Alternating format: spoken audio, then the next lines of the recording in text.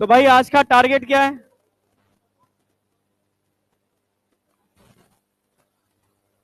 Reproductive health problem and strategy, population explosion, contraceptive method पूरे नहीं हो पाएंगे, थोड़ा सा कराऊंगा मैं आज बेसिक बेसिक उसका ऊपर। ठीक है, बेसिक क्या है, ठीक है, जिसमें हम नेचुरल मेथड करा देंगे, बाद बाकी मेथड तो मैं कल ही कराऊंगा। ठीक है, तो टारगेट में आज मेनली दो लेके चल रहे हैं, रिप्रोडक्टिव हेल्थ और पॉपुलेशन एक्सप्लोजन।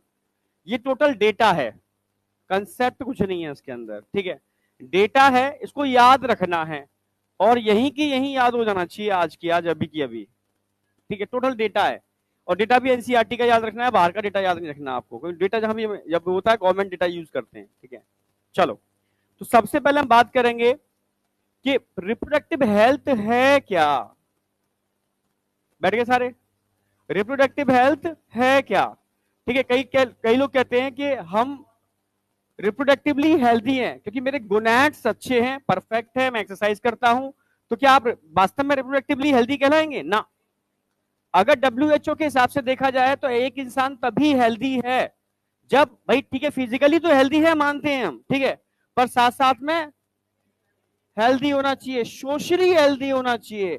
आप समझ रहे हो? इमोशन से भी हेल्दी होना चाहिए। अगर उसके इमोशन बहुत गंदे हैं, समझ रहे हो, तो वो हेल्दी नहीं है। समझ रहे हो ना? मानसिक रूप से बीमार है वो। ठीक है, तो सीधी सी बात है, अकॉर्डिंग टू डब्ल्यूएचओ, पहले शांत हो जा, पहले कचरिया सी पकाना चालू कर देते हो यार। हो गया? हो गया? करें स्टार्ट। तो पहली बात, अगर मैं रिप्रोडक्टिव हेल्थ की बात करता हूं तो कुछ एस्पेक्ट हैं, उसके अनुसार ही सही मायने में आप रिप्रोडक्टिवली हेल्दी हो। वो एस्पेक्ट किसने दिए? डब्ल्यूएचओ, वर्ल्ड हेल्थ ऑर्गेनाइजेशन, जिसका हेडक्वार्टर कहां है? जिनेवा। एक बार पूछा गया इसलिए लिख दिया। ठीक है, हेडक्वार्टर कहां है? जिनेवा। समझ में आया? इन्होंने बोला कि एक इंसान तभी सही मायने में रिप्रोडक्टिवली हेल्दी है, नो डाउट फिजिकली तो हेल्दी होना चाहिए, पर साथ साथ में वो फिजिकली के साथ इमोशनली, बिहेवियर से और सोशली, भाई तीन एस्पेक्ट और जोड़ दिए उन्होंने, तब सही मायने में आप हेल्दी हो। समझ रहे हो? आप खूब बॉडी बिल्डर हो, बढ़िया एकदम खतरनाक, और मेंटली इतने खतरनाक हो, क्रिमिनल टाइप, नहीं आया क्या? सोशली तो बहुत ही गंदे हो, नहीं समझ में आया? तो ऐसे इंसान हेल्दी कैसे हो सकते हैं? ये बीमार हैं। समझ रहे हो ना? कहते हैं ना, बीमार मानसिकता का इंसान बोलते हैं ना, इसकी इसकी मानसिकता बीमारी वाली है, तो इसको भी हम फोबिया कहते हैं। सॉरी, फोबिया बोल गया, इसको भी हम डिसऑर्डर बोलते हैं। समझ रहे हो ना? ये बीमार है। तो डब्ल्यूएचओ ने सही डेफिनेशन दी है, सही मायने में हेल्दी वो है जो फिजिकली के साथ साथ इमोशनली, बिहेवियरली और सोशली हेल्दी हो। कोई डाउट? हाँ या ना? हेडक्वार्टर कहाँ है? जिनेवा। कहां पर? जिनेवा। कहां गया जिनेवा?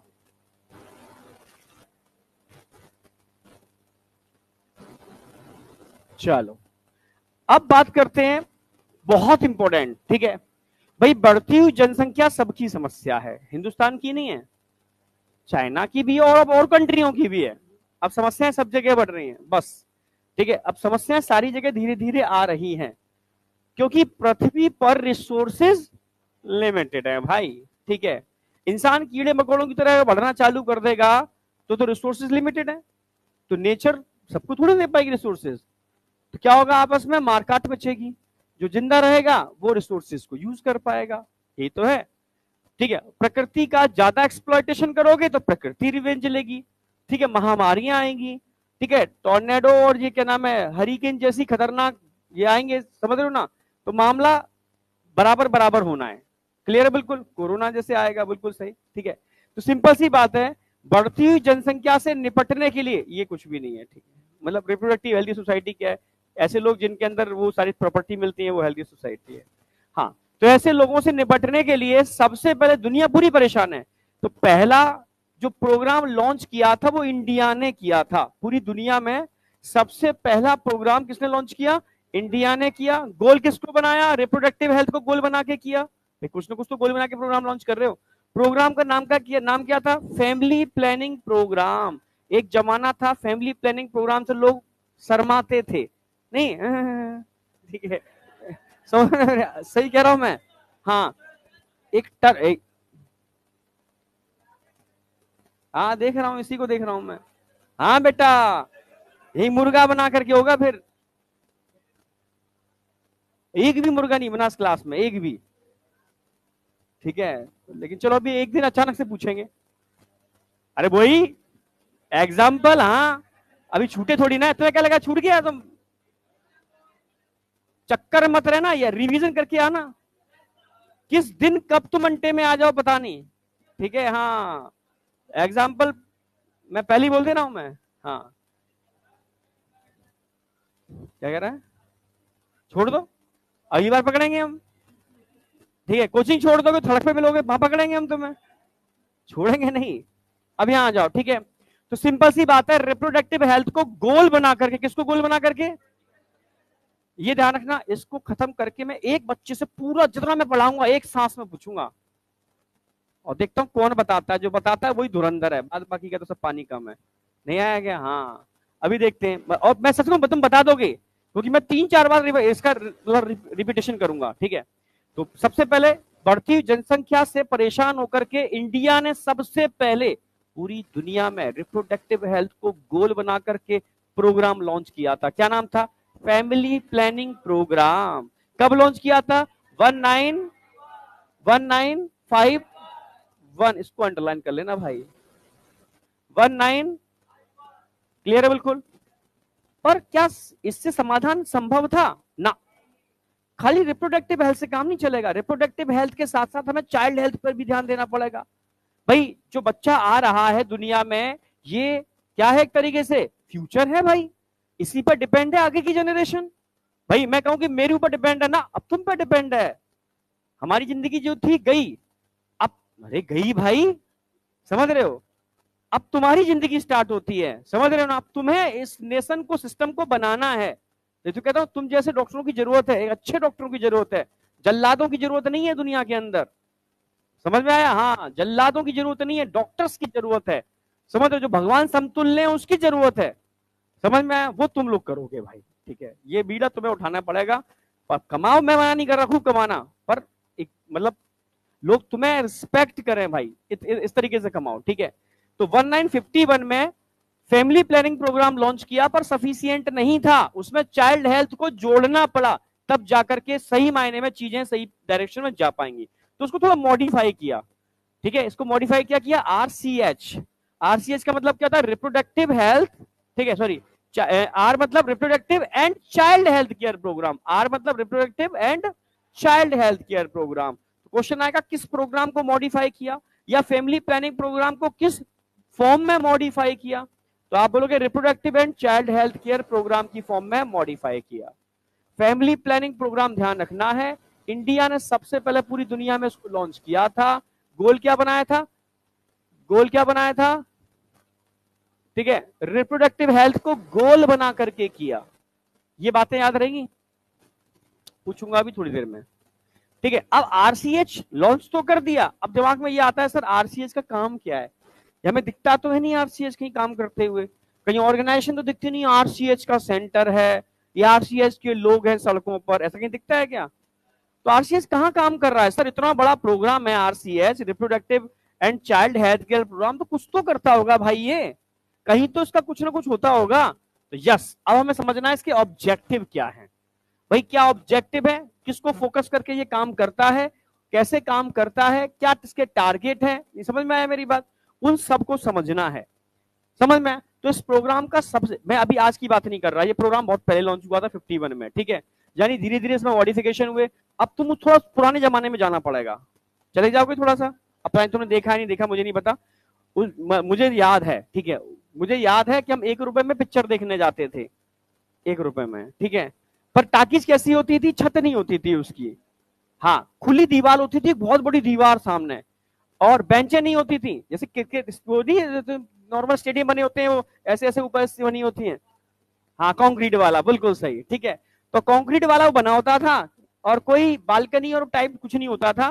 भाई 1 रुपए की टिकट मिलेगी और उस पर बैठ जाओ जाकर के, जहां पर रोज एक शो चलता था, वो भी शाम को सूर्य ढलने के बाद 7-8 बजे के आसपास, ऐसा कुछ, बस एक ही शो होता था। ठीक है, एक छोटा सा कमरा बना होता था ऊपर, उस कमरे में से लाइट आती थी, वो दीवार पर, प्रोजेक्टर पर, ठीक है। तो बड़े खुश होते थे, नहीं आएगा भाई पिक्चर देखने आया आज, ठीक है। और हर हफ्ते चेंज हो जाती थी वो पिक्चर, ठीक है, हफ्ते हर हफ्ते एक पिक्चर देखो। देखा है तुमने किसी ने ऐसा? तो तुम,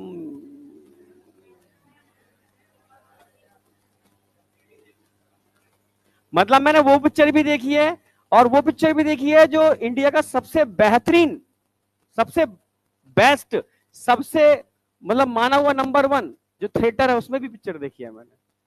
कहां पर बताओ?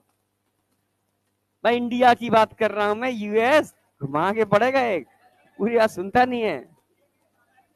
राज मंदिर जयपुर फेमस है भाई, समझ रहे हो? उस जमाने में जब राज मंदिर में लोग जाते थे तो धरतियों से लाइटें निकलती थी, जो सीटें होती थी वो चमकती थी उस जमाने में, मतलब वो फेमस था। उसमें तुम कोई गिरी टूटी मरी पिक्चर भी लगा दोगे तो भी हाउसफुल रहता था बुरी तरह से। लोग पिक्चर देखने नहीं जाते थे, लोग थिएटर को देखने जाते थे। हाँ, समझ में आया? तो ये चीज है भाई। आज के जमाने के लोग तो जानते नहीं, नेटफ्लिक्स, ठीक है, समझ रहे हो ना? या और कौन सा होता है वो, कौन सा सब्सक्रिप्शन? तो उसमें थोड़ी ना तुम देखते हो पिक्चर, सब्सक्रिप्शन। ये तो कैरियर बनाने के लिए काम कर रहे हो भाई। अभी वो दिखाने के लिए जब मौका पड़ेगा तो आसपास कोई थिएटर होगा उसमें घुस जाता होगा मॉल के अंदर। चलो आ जाओ, समझ में आ गया? तो सीधी सी बात है, उस समय जब मुझे याद है, जब वो पिक्चर चालू होती थी उससे पहले लोग आ जाते थे, तो लोगों के लिए ऐड चलाए जाते थे, ऐड, ठीक है, फैमिली प्लानिंग प्रोग्राम, ये वो, नहीं आया क्या?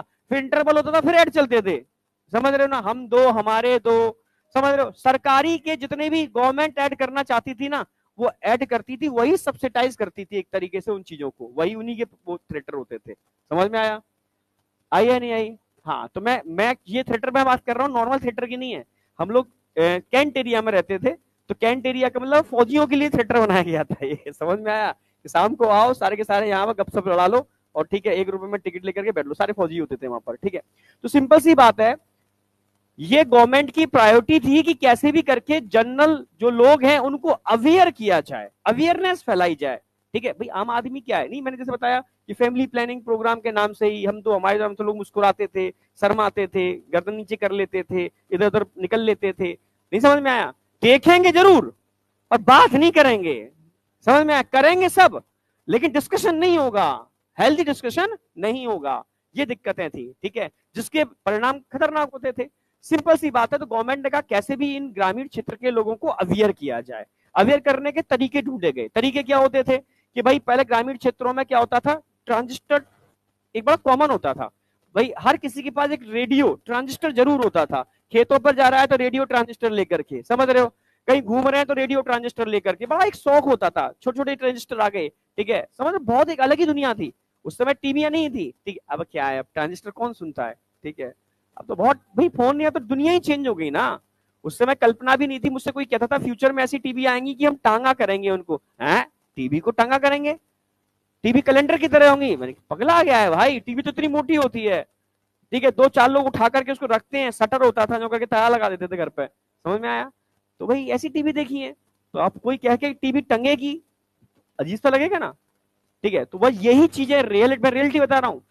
मेरा एक मित्र था, सबसे पहली बार एक वो लेके आया था वायरलेस फोन, ठीक है, बड़ा मोटा सा फोन आता था, उसमें से एंटीना निकलता था। और भाई, हाँ, मोटरोला के साथ होता होगा, पता नहीं मुझे। भाई इतना खुश कि भाई तो कमरे के अंदर चल, देख आवाज फिर भी आ रही है, देख कमरे के बाहर निकल, यार क्या गजब है। क्योंकि उस समय फोन चलते थे क्या, घर, समझ रहे हो ना? आप कोई पर्सनल बात करनी होती थी तब भी पब्लिक प्लेस पे करनी होती थी, 4 लोग खड़े खड़े सुनने हैं, हाँ भाई ठीक है। वहां मैं देखता था लाइन लगती थी उसके अंदर, तो कुछ लोग होते थे गर्लफ्रेंड से बातें कर रहे हैं तो बेचारे परेशान होते थे, सही कह रहा हूँ, बड़े परेशान। भाई ने पीछे हट जा, थोड़ा पीछे हट जा। मैंने हाँ भी पीछे हटा तो हूँ, कर तो ले बात। भाई थोड़ा सा पीछे हट जा, अब पीछे हट गया, ठीक है। अब धीरे धीरे लगा पड़ा है, मैंने भाई दूसरे का भी नंबर आने थे, ठीक है, रुक जा अभी, ठीक है। भाई अलग ही दुनिया थी, अलग ही दुनिया थी। मुझे अभी भी हंसी आती है, इंतजार करना होता था, वो 1 घंटे से लगा हुआ है फोन पर, मैं बाहर बेंच पे बैठा हुआ हूँ, ठीक है, कि कब मेरा नंबर आएगा, तो दूसरी एसटीडी बहुत दूर है, ठीक है। देखा तुमने ऐसा क्या? देखा है तो वास्तव में तुमने वो दुनिया वो देखी है। एक्चुअल में मजा तब आता है तुमने हर टाइप की चीजें देखी हो, तुमने ग्रामीण क्षेत्र भी देखा हो, तुमने बहुत हाई टेक लेवल पे भी देखा हो, मैंने सब देखा है, बहुत ऊपर लेवल पे भी देखा है, बहुत नीचे लेवल पे देखा है, ठीक है, मिडिल लेवल पे भी देखा है। तो ये चीज जरूरी है, तभी तुम एक्चुअल में सही मायने में एक्सपीरियंस होल्डर कहलाओगे, कि तुम्हें पता है कि बिल्कुल बेसिक लेवल पर क्या चीजें होती हैं और टॉप लेवल पे क्या चीजें होती हैं। समझ में आया? अच्छे डॉक्टर तभी बन पाओगे जब बेसिक चीजें जानोगे, नहीं तो तुम अच्छे डॉक्टर नहीं बन पाओगे, ध्यान रख लेना। तुम हवा में उड़ोगे तो कुछ नहीं मतलब है, क्योंकि आम आदमी तुमसे जो तुम्हारे पास आएगा वो धरती से जुड़ा हुआ आदमी आएगा। तो सरकार की पहली प्रायोरिटी थी उस आदमी को अवेयर करना जो एक्चुअल में ग्रामीण क्षेत्रों में रहता है, जो इन चीजों से शर्माता है, मुंह छुपा के भागता है, वो बात क्या सुनेगा, ठीक है। तो 3 तरीके ढूंढे गए। 3 तरीके क्या थे? Audio, video, print media. Audio मतलब ट्रांजिस्टर, तो हर समय गवर्नमेंट उसमें ऐड करती थी कि ये आकाशवाणी का केंद्र है, आकाशवाणी नहीं, आकाशवाणी समझ रहे हो ना, ठीक है। तो वहां से फिर वो अपना रिले सेंटर से अपना सारी बातें करना चालू कर देते थे। और फिर ऑडियो, वीडियो। वीडियो का मतलब है भाई जब पिक्चर देखने जा रहे हो, दूरदर्शन एक चैनल आता था, एक ही चैनल आता था, दूरदर्शन, बिल्कुल। तो हाँ, डीडी न्यूज तो बाद में आया था, ठीक है। जब डीडी न्यूज आया तो बड़े खुश थे, न्यूज ही आती थी उस पर खुश थे, और ये एक चैनल और हो गया, 2-2 चैनल। समझ रहे हो? इतना मुझे याद है उस समय, तुम्हें हंसी आएगी, मैं बस सच बता रहा हूँ, दिल से एक एक बात मैं सच बोल रहा हूँ, मैं बच्चों से झूठ नहीं बोलूंगा। साइकिल होती थी, साइकिल की रिम, रिम, तो हम रिम तोड़ के एंटीना बनाते थे कि ज्यादा हम किसी की डिस्क कैच कर पाए, क्योंकि एक ही डिस्क आती थी। तो साइकिल की रिम होती थी, रिम तोड़ा बीच में से, 2 एंगल बनाए, ठीक है। उस रिम, एक छोटा सा एंटीना सिल्वर का लेके आया, उस सिल्वर के एंटीने में रिम को फंसाया, एक नहीं ताम झाम बना के, नहीं ऊपर टावर बना लिया हो, और तार हाथ जोड़ करके घुमाते थे, देख नीचे देख, बहुत हम कई लड़के साथ रहते थे, देख नीचे कुछ आ रहा है क्या? हाँ आया आया। एक वहां खड़ा, एक वहां खड़ा, 3 मंजिल घर था, तो सबसे नीचे टीवी लगी होती थी एक छोटी सी, तो वो सब लगे हुए थे सारे लड़के, मतलब हॉस्टल टाइप का था, ठीक है। तो वो नीचे चिल्ला रहा, हाँ आ गया, आई रोक रोक भाई, अरे यार तब तक तो हिल गई, ठीक है। फिर रोकने में लगे हुए, जैसे फिर अड्डा लगा के फंसा करके उसको फंसाया, आ गई, हाँ आ गई। अब जब नीचे आ कैसे रही है, झिल झिल झिल झिल झिल आ रही है, बस आगे खड़ा के देख रहे हैं, टीवी से पिक्चर देख रहे, समझ में आया? मतलब उसमें जी बिंदी बिंदी सी आ रही है, और फिर पिक्चर देख रहे हैं, वाह मजा आ गया, ठीक है। मतलब यार उस आज के जमाने में, उस जमाने में जब मैं कंपैरिजन करता हूं, जबकि वो सारे लड़के ऐसे वैसे नहीं है, बहुत बड़ी बड़ी पोस्टों पर हैं, जितने भी वीर सिंह के जो लोग थे बहुत बड़ी बड़ी पोस्टों पर है। एक एशियन के अंदर बहुत मतलब सुपर मैनेजर वाली पोस्ट पर, एशियन जो पेंट आता है ना उसके अंदर, ठीक है। एक मतलब एक प्रिंसिपल है कॉलेज का, इंटर कॉलेज का, जैन इंटर कॉलेज का, मतलब अच्छी अच्छी जगह पर सेटल है।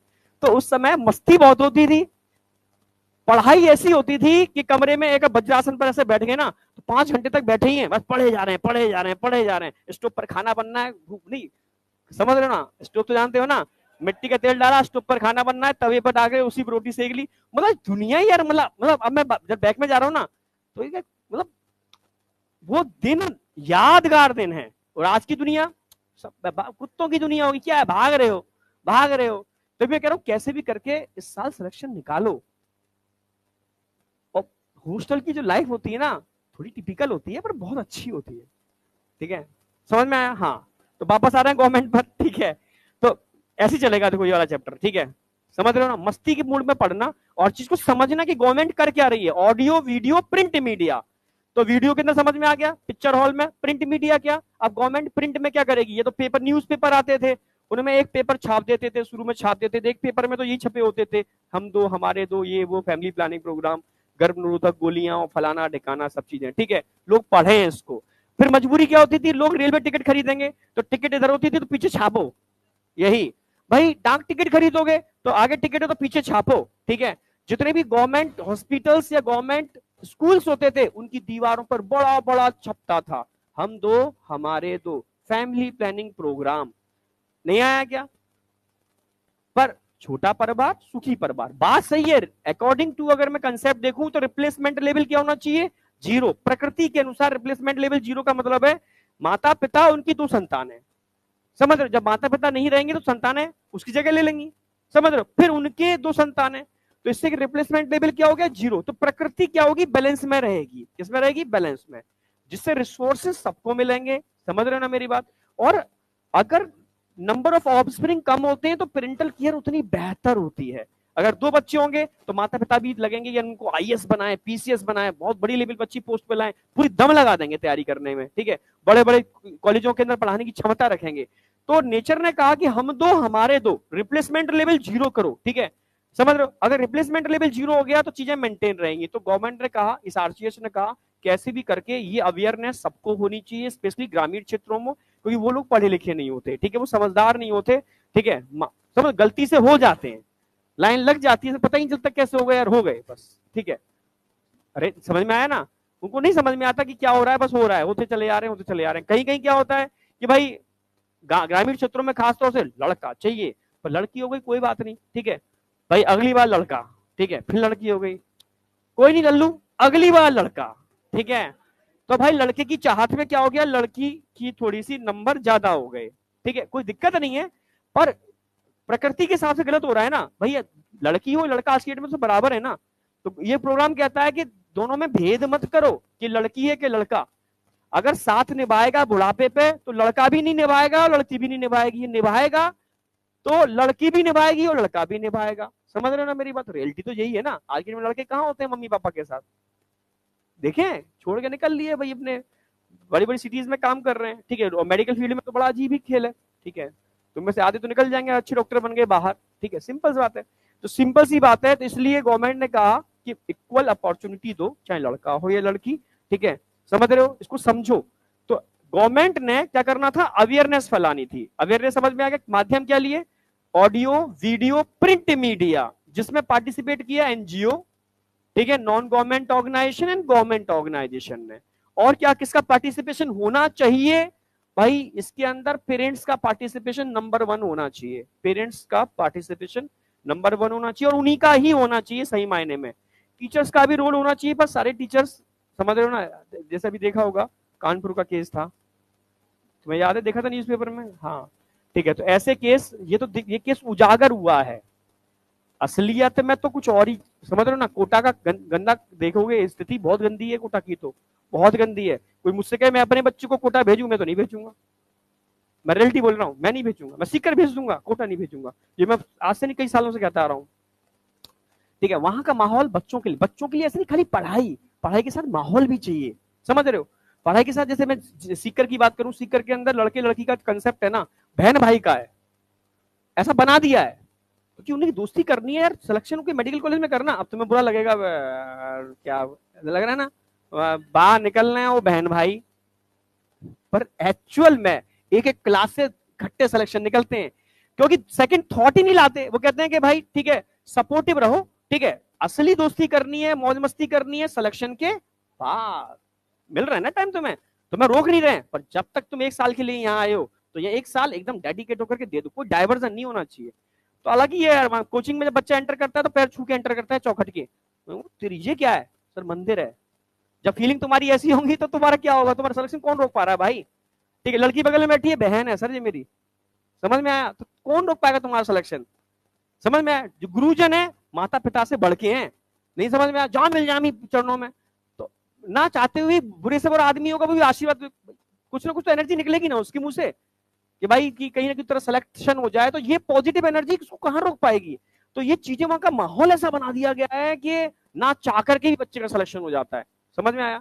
तो कुछ जगह ऐसी होती हैं जहां गुरुकुल जैसा माहौल बनाए, ठीक है, कि बच्चे को आधा बच्चा मेहनत करे, आधी हम उसके संग मेहनत करें, कुछ एटमोस्फियर सपोर्ट करे और सिलेक्शन हो जाए, समझ में आया। तो टीचर्स का भी रोल होना चाहिए, पर टीचर हो, पहली बात, ठीक है।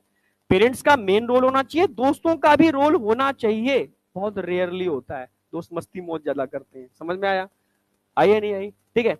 रिश्तेदार का भी रोल होना चाहिए अकॉर्डिंग टू एनसीईआरटी, पर कितने रिश्तेदार ऐसे होते हैं, क्योंकि रिश्तेदार ही, समझ रहे हो, भक्षक होता है, रिश्तेदारों से बच के रहो, ठीक है। आपकी ग्रोथ होगी तो जलेगा रिश्तेदार, समझ रहे हो। सिलेक्शन नहीं हो पाया तो नाक में दम कर देगा रिश्तेदार, समझ में आया। सिलेक्शन हो गया तो सबसे बड़ा दुश्मन रिश्तेदार, समझ में आया। गर्ल्स को भी बचना चाहिए किससे, रिश्तेदारों से, ठीक है। सुरक्षा नहीं है वहां पर, क्योंकि जहां विश्वास होता है वहीं घात होता है, ये ध्यान रखना, समझ में। तो विश्वास के चक्कर में मत पड़ना, ये रियलिटी है, ये बहुत बड़ा डेटा निकला हुआ है, ठीक है, कि सबसे ज्यादा बच्चे असुरक्षित है अपने रिश्तेदारों से। अरे हंस रहा है तू यार, ठीक है, क्योंकि तुम अभी इतना अवेयर नहीं हो चीजों के बारे में, तुम जब मेडिकल कॉलेज में जाओगे तो अवेयर होगे। पर गवर्नमेंट कहती है, मैं नहीं कह रहा, ये गवर्नमेंट कहती है, सरकार कह रही है, एनसीईआरटी कह रही है कि रोल किस किस का होना चाहिए, पेरेंट्स का भी होना चाहिए, क्लोजली रिलेटिव का भी होना चाहिए, पर मैं नहीं कहता, टीचर्स का भी होना चाहिए, मैं नहीं कहता, फ्रेंड्स का भी होना चाहिए, मैं नहीं कहता, सिर्फ एक ही है सबसे इंपॉर्टेंट, बस। कितने भी बुरे तुम्हें लगते हो, कितने भी बुरे तुम्हें लगते हो, पर एक्चुअल में यही तुम्हारे हैं, इसको मानो या ना मानो। नहीं मानोगे तो जिस दिन तुम पेरेंट बनोगे तब तुम समझोगे इस चीज को, ये तो समझ रहे हो, नहीं समझोगे, ठीक है, समझ रहे हो ना मेरी बात, अरे हाँ या ना। पर गवर्नमेंट ये भी कहती है कि स्कूल को भी इसमें पार्टिसिपेट करना चाहिए।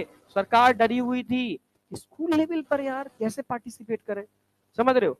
टीचर अगर पैराबोला बना देता है फिजिक्स का टीचर, तो हाँ, पता नहीं कि सर ने बताया था मुझे कि मैं ऐसा बना रहा था कि ऐसा किया, उसको लोगों ने कहां से कनेक्ट कर दिया बच्चों ने, और हाँ होने लगा क्लास के अंदर, ठीक है। तो मैंने किया बड़ा अजीब कंडीशन है, ठीक है। तो कहीं फिजिक्स वाले समझते नहीं इन चीजों को, तो वो कहीं ना कहीं ना ऐसी बातें जरा सी भी कनेक्ट कर जाए तो माहौल क्लास का एक अजीब सा कर देते हैं, ठीक है। जो भी है फिजिक्स केमिस्ट्री जो भी है, ठीक है, सिंपल सी बात है, लोग अवेयर नहीं है, टीचर्स अवेयर नहीं है, बच्चे अवेयर नहीं है, तो लोग छोटी छोटी चीजों का मजाक बना देते हैं, और मजाक बनाने में क्या हो जाता है, चीजें बिगड़ जाती हैं, तो वो एजुकेशन का लेवल रहता नहीं। तो गवर्नमेंट ने डर डर के इसको 11th की जगह 12th में लॉन्च किया, तो 12th में काफी बच्चा बड़ा लास्ट स्टेज आ गई ना स्कूलिंग की, तब लॉन्च किया ये प्रोग्राम, नहीं तो ये एनसीईआरटी में था ही नहीं एक जमाने में, ये बाद में आके ऐड हुआ, वो भी 10th में ऐड करना चाहिए था इसको, फिर 11th में सोचा, फिर बाद में आके 12th में ऐड किया, भाई अब तो करना ही पड़ेगा, इसके बाद कहां लेके जाओगे, नहीं आया क्या। तो स्कूल को भी इसमें पार्टिसिपेट करना चाहिए। तो सबसे पहला समझ में आया अवेयरनेस, अवेयरनेस के लिए 3 बातें बोलनी है, audio video print media, NGO और नॉन गवर्नमेंट, एनजीओ मतलब non government organization and government organization. Participate किसका होना चाहिए, पेरेंट्स का, क्लोजली रिलेटिव का, फ्रेंड्स का और टीचर्स का। क्या स्कूल को भी इसमें इंकरेज करना चाहिए, यस, यहां तो कोई डाउट। चलो अब समझ में आ गया कि इसके ऑब्जेक्टिव क्या है, समझ में आ गया ऑब्जेक्टिव क्या है, ठीक है। अभी ऑब्जेक्टिव समझ में नहीं आए, अभी तो ये आया कि ऑब्जेक्टिव की अवेयरनेस कैसे की जाए, किन ऑब्जेक्टिव की अवेयरनेस की बात चल रही है, अब आ जाओ, किन ऑब्जेक्टिव की अवेयरनेस की बात चल रही है, कि भाई ऑब्जेक्टिव यहां पर क्या है, रिप्रोडक्टिव ऑर्गन, कि भाई मेल के जैसे इतना याद है, छोटे जब बच्चे होते हैं, ठीक है, 10th क्लास की बात मुझे याद है, 10th क्लास में बच्चा आता है तो उसके अंदर रिप्रोडक्टिव ऑर्गन में चेंजेस होते हैं, 10th स्टैंडर्ड में स्टार्ट हो जाते हैं, तो वो समझ ही नहीं पाता कि यार क्या हो क्या रहा है। गर्ल्स को लगता है कि यार ये मेंस्ट्रुअल साइकिल क्या है, नहीं समझ पाते, अगर अगर पेरेंट्स अवेयर नहीं है तो, ठीक है।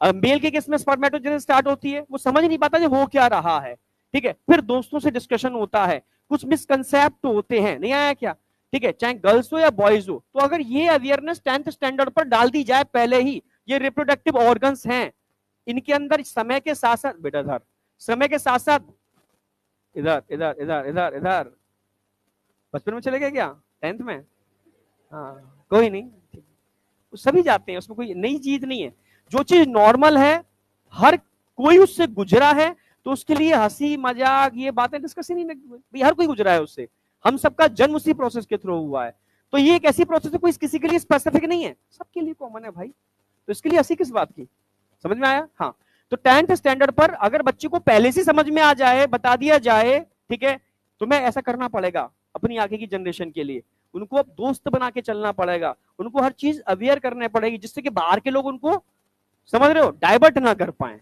जब अपने लोग नहीं साथ देंगे तो बाहर के लोग डाइवर्ट करेंगे ही ना। तो रिप्रोडक्टिव ऑर्गन क्या होते हैं, मेल में क्या होते हैं, फीमेल में क्या होते हैं, समय पर चेंजेस क्या होते हैं, और उनमें चेंजेस होने से हार्मोनल फ्लक्चुएशन क्या होता है, और उस हार्मोनल फ्लक्चुएशन से आपकी मानसिक स्थिति पर क्या असर पड़ सकता है। कभी कभी अपने पराये लगने लगते हैं और पराये अपने लगने लगते हैं, बच्चा घर से दूर भागता है और बाहर वालों को अपना समझने लगता है और अपनों को दुश्मन समझने लगता है, क्योंकि अपने थोड़ा समझाते हैं, समझ में आया। भाई मैंने बताया कि अगर आपको कुछ बनना है तो अपने क्या करते हैं भाई, नो डाउट छेनी हथौड़ा आपके ऊपर चलाते हैं, तभी तो आप बनोगे सुंदर कोई बढ़िया आकृति, कोई अपना, समझ रहे हो ना मेरी बात, आपकी जो छवि है उसमें चेंजेस आएंगे। अगर आपके ऊपर छेनी हथौड़ी ना चले तो आपके अंदर चेंजेस आ जाएंगे, हाँ है ना, ठीक है। क्योंकि ये जब मैं दिल्ली के अंदर अक्षरधाम मंदिर है, कभी घूमने गए हो, उसमें एक मूवी दिखाई जाती है, तो मैं पहली बार गया था तो उसमें एक स्टोन था, स्टोन रोटेट होता है ना, ऐसे ऐसे ऐसे ऐसे ऐसे, जब स्टोन रोटेट होता है तो आगे क्या आती है, एक आकृति होती है, एक हाथ में छेनी होती है, एक हथौड़ा होता है, वो चला रहा होता है, यानी एक्चुअल में आप छेनी हथौड़ा आप ही के हाथों में, आप अपने को चाहो जैसा बना लो।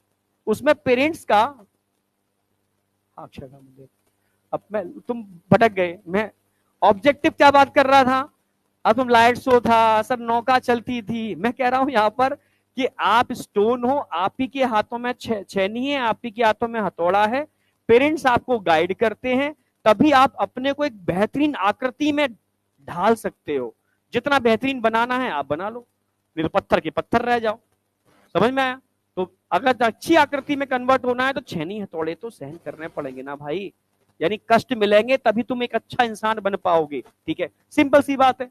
तो इसलिए पेरेंट्स का रोल सबसे इंपॉर्टेंट है। ठीक है, तो रिप्रोडक्टिव ऑर्गन की पूरी प्रॉपर अवेयरनेस, एडोलसेंस, जो तुम्हारी उम्र है 12 से 18 वाली, ये एडोलसेंस है। ठीक है, इसमें होने वाले चेंजेस आप जानते हो, उसमें चेंजेस होते हैं, हार्मोनल फ्लक्चुएशंस होते हैं। ठीक है, कभी चीजें मैंने बताया ना, अपने पराये लगते हैं, पराये अपने लगते हैं, और बहुत सारी चीजें होती हैं नो डाउट इसके अंदर। ठीक है, safe and hygienic sexual practice, ठीक है, कई लोग नहीं समझते। ठीक है, तो जहां सेफ और हाइजेनिक सेक्सुअल प्रैक्टिस नहीं होंगी तो वहां खतरनाक बीमारियां हो सकती हैं, और कुछ ऐसी बीमारियां जो आपकी लाइफ का अंत कर सकती हैं। समझ में आया? जैसे एड्स, जैसे एसटीडी, सेक्सुअली ट्रांसमिटेड डिसीज, समझ रहे हो? सेक्सुअली ट्रांसमिटेड डिसीज और एड्स जैसी भयानक बीमारियां जिनका इलाज तक नहीं है हमारे पास। समझ में आया? तो ये बातें, अवेयरनेस पता होनी चाहिए कि भाई ये एडोलसेंस वाली उम्र है, इस एडोलसेंस वाली उम्र को सही सलामत क्रॉस कर लो, 12 से 18। अगर तुमने सही सलामत क्रॉस कर लिया, समझ रहे हो, तो तुम्हें तुम्हारे टारगेट को अचीव करने से कोई रोक नहीं सकता। तुम इसी उम्र में बहकोगे, इसी उम्र में लड़खड़ाओगे, इसी उम्र में गलतियां करोगे, और ये गलतियां आपके फ्यूचर की लाइफ पर बहुत बड़ा इंपैक्ट डालने वाली है। तो बस कैसे भी करके इस उम्र को, इस समय को चुपचाप से, शांति से, परफेक्टली गुजार लो। नहीं आया क्या? ये पेरेंट्स बोलते हैं। रिप्रोडक्टिव ऑर्गन समझ में आ गया, safe and sexual hygienic practice समझ में आ गया कि जरा भी अगर गलती हुई तो भयानक रिजल्ट आपके सामने है, तो थोड़ा दूरी बना के रखो। समझ में आया नहीं आया? अरे आई या नहीं आई? ये इसके ऑब्जेक्टिव भी थे। किसके ऑब्जेक्टिव थे?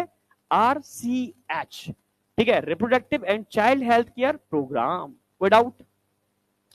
अब बात आती है कि RCH जो ले रहा है, इसने एक स्ट्रेटेजी बनाई, इन ऑब्जेक्ट से लोगों को अवेयर करने के लिए एक स्ट्रेटेजी बनाई। उस स्ट्रेटेजी में उसने 2 ग्रुप को सिलेक्ट किया। भाई मेनली किसको सिलेक्ट करना है? हमें हमें एक फर्टाइल कपल को सिलेक्ट करना है। तो फर्टाइल कपल समझ में आ गया, या मैरिजेबल एज ग्रुप के लोग जो अभी लगता है कि बस मैरिज वाली कंडीशन पर आ चुके हैं, उनको सेलेक्ट करना है। उनको सेलेक्ट किया। अवेयरनेस भी सबको तो करना बेकार है, छोटा बच्चा तुम उसको अवेयर कर रहे हो, कोई मतलब नहीं है। एक बुढ़ा है उसको तुम अवेयर कर रहे हो, कोई मतलब नहीं है। तो आपको 2 ग्रुप सेलेक्ट करने पड़ेंगे, मैरिजेबल एज ग्रुप और फर्टाइल कपल। तो बस उनकी जो स्ट्रेटेजी थी उसमें 2 ग्रुप को सिलेक्ट किया है उन्होंने। किस किस को सिलेक्ट किया है? फर्टाइल कपल और मैरिजेबल एज ग्रुप को। कोई डाउट? हाँ या ना? अब बात आती है अवेयरनेस। ठीक है, क्या अवेयरनेस की बात होगी? इन लोगों को बताया जाता है कि भाई, ठीक है, समझदारी से काम करना है।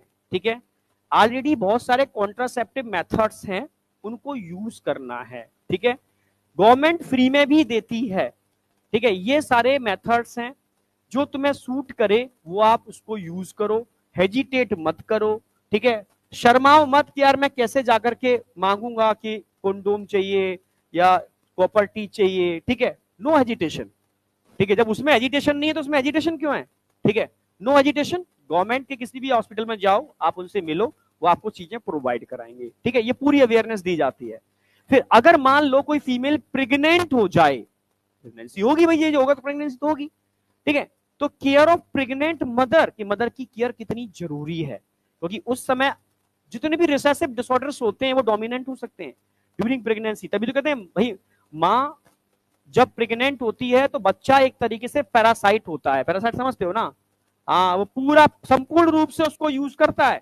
मर जाए वो, तो ऐसे केस में क्या होगा? उसके रिसेसिव डिसऑर्डर डोमिनेंट हो जाएंगे। ऐसी बीमारियां उसको हो सकती हैं जो नॉर्मल लाइफ में पहले नहीं थी, अचानक से आ गई। जितनी भी बीमारियां आती हैं, दिक्कतें आती हैं, प्रेगनेंसी के बाद ही आती हैं फीमेल्स के अंदर। ठीक है, तो इस समय फीमेल की केयर कितनी इंपॉर्टेंट रोल प्ले करती है, पूरा इसके अंदर अवेयरनेस आती है। ठीक है, फिर इतना ही नहीं, बच्चा जब कंसीव कर लिया, मदर की केयर होगी, पर तुरंत ही जब बच्चा जन्म लेगा तो बच्चे की केयर, पोस्ट नेटल मदर और बच्चे की केयर कितनी जरूरी है, ये अवेयरनेस बहुत जरूरी है। कि भाई जन्म के बाद पूरा दायित्व होता है, 4 से 5 महीने तक मदर की केयर फिर की जाती है, क्योंकि उसकी बॉडी बहुत वीक हो जाती है। बच्चे की सारी हड्डियां मदर की हड्डियों के टूटने से बनती हैं, कैल्शियम तो वहीं से आ रहा है सारा का सारा। समझ रहे हो? तो इसलिए मदर बहुत वीक होती है, उसको रिकवर करने में टाइम लगता है, इसलिए कहते हैं 2 बच्चों के बीच में गैप होना चाहिए, 4 से 5 साल का गैप। ये मदर की हेल्थ के लिए बहुत जरूरी है। अगर 2 बच्चों के बीच में गैप नहीं है तो मदर सिर्फ बच्चे पैदा करने की मशीन बन जाएगी, अंदर से खत्म हो जाएगी। नहीं आया क्या? अगर गैप रहेगा क्योंकि मशीन एकदम वीक हो चुकी है, उसको रिकवर करने में 4 से 5 साल चाहिए होते हैं, तब जाके उसकी हड्डियां नॉर्मल होती हैं, उसकी बॉडी नॉर्मल शेप लेती है, नॉर्मल कंडीशन पर आती है और नेक्स्ट बेबी को कंसीव करने के लायक बन पाती है। ठीक है, तो ये पूरी अवेयरनेस जरूरी है। इसलिए केयर ऑफ प्रेग्नेंट मदर और पोस्ट नेटल, नेटल का मतलब है जन्म के बाद बच्चे की और मदर की केयर बहुत जरूरी है। क्लियर है? क्योंकि इनिशियल फॉर्म में बच्चा, उसकी इम्यूनिटी बहुत इंपॉर्टेंट रोल प्ले करती है। शुरुआत में बच्चे को ध्यान नहीं दिया तो कुपोषण का शिकार हो जाएगा। ठीक है, कुपोषण समझते हो ना? हाँ, मेरास्मस एंड क्वाशरकोट जैसी बीमारियां, ठीक है, जो मैं मोस्टली स्लम में जब जाओगे तो देखने को मिलेंगी आपको। ठीक है, समझ रहे हो ना मेरी बात? हाँ, तो ये केयर बहुत जरूरी है। और ब्रेस्ट फीडिंग, जैसे मैंने कल बताया था आपको, जब पढ़ाया था मैंने कि ब्रेस्ट फीडिंग कितना इंपॉर्टेंट रोल प्ले करती है मदर के लिए भी और बच्चे के लिए भी। मदर अगर प्रॉपर ब्रेस्ट फीडिंग कराती है तो ब्रेस्ट कैंसर होने की प्रोबेबिलिटी कम रहती है। इनहिबिटरी जो प्रोटीन्स होते हैं वो डिपॉजिट नहीं होते, निकल जाते हैं। समझ में आया? बहुत जरूरी है ये चीजें। ठीक है, और बच्चे को पैसिव इम्यूनिटी मिलती है। भाई बच्चे को भी तो पैसिव इम्यूनिटी मिल रही है ना, आईजीए एंटीबॉडी ट्रांसफर हो रहे हैं। ठीक है, आईजीए, ए जी नहीं ए। ठीक है, तो इंपॉर्टेंस ऑफ ब्रेस्ट फीडिंग। अगला था इक्वल अपॉर्चुनिटी। भाई लड़की होगी पहले तो कोई दिक्कत नहीं है, लड़की लड़का बराबर है। नहीं आया क्या? और आज तो हमने बराबर कर ही दिया नौकरियों में भी। भाई सबको बराबर का मिल रहा है ना आरक्षण, लड़कों मिल रहा है ना?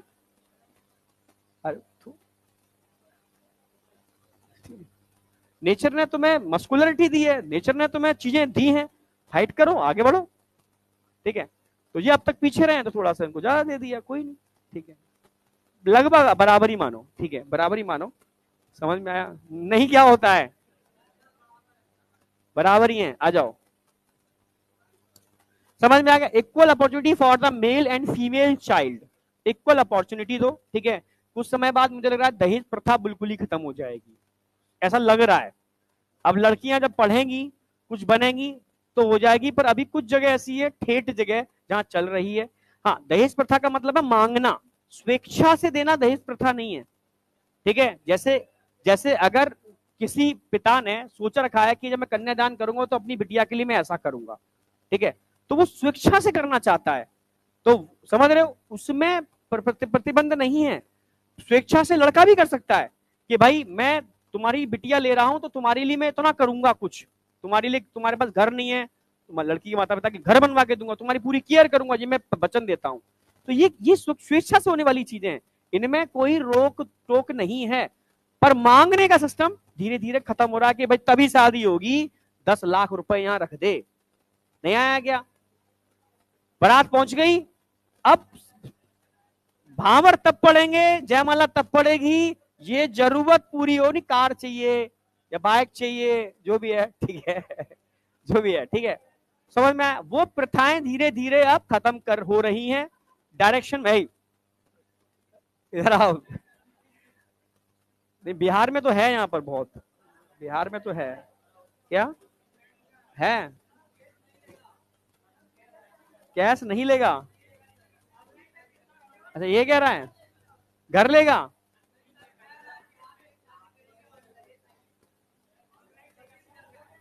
यहां आ जाओ, लेने वाले कहीं से भी ले सकते हैं। ठीक है, समझ रहे हो? प्रॉपर्टी नाम करा लेते हैं, कुछ न कुछ ऐसा करा लेते हैं, गड़बड़ है। अब आ जाओ। ठीक है, इक्वल अपॉर्चुनिटी समझ में आ गया। Awareness of problem due to uncontrolled population, क्योंकि लड़के की चाहत में आपने 8 लड़कियां कर ली, तब जाके एक लड़का हुआ। मैं जानता हूं ऐसे लोगों को। ठीक है, हाँ हाँ, गांव में क्या केयर तो करता नहीं है। ठीक है, हो गई हो जाए, भगवान की मर्जी है। ठीक है, सब हो जाएंगी, सब हो जाएंगी। ठीक है, लड़कियां भी हो जाएंगी अपने सेट, लड़के भी हो जाएंगे। तो बेचारे लड़कों को लगा देते हैं खेती पे, खेती करो लल्लू, चलो। ठीक है, तो अब लगे हैं खेती, एक वो खेत संभाल रहा है, एक वो खेत संभाल रहा है। ठीक है, एक दो पहलवानी कर रहे हैं। ठीक है, गांव का तो केस ऐसा ही है, मैंने बताया ना, तभी तो अवेयरनेस बहुत जरूरी है। ठीक है, अब तभी तो वो, अब वो सारे बच्चों को शहर पढ़ाने भेज सकते थे ना, अब 2 बच्चे होते तो अब 8-10 बच्चे तुम कैसे भेजें शहर पढ़ाने, ठीक है, तो सबको कुछ ना कुछ काम में लगाएंगे, कोई खेती करेगा, कोई बॉडी बिल्डर करेगा, समझ रहे हो, कोई कुछ करेगा, कोई कुछ ना कुछ करेगा, भाई रोजगार तो करना ही है सभी को, ठीक है। तो इसलिए इसलिए कहा गया है कि भाई अवेयरनेस होनी चाहिए। अगर अनकंट्रोल पॉपुलेशन हुई तो उसके भयानक साइड इफेक्ट भी हैं सबके लिए, मानव जाति के लिए, ठीक है।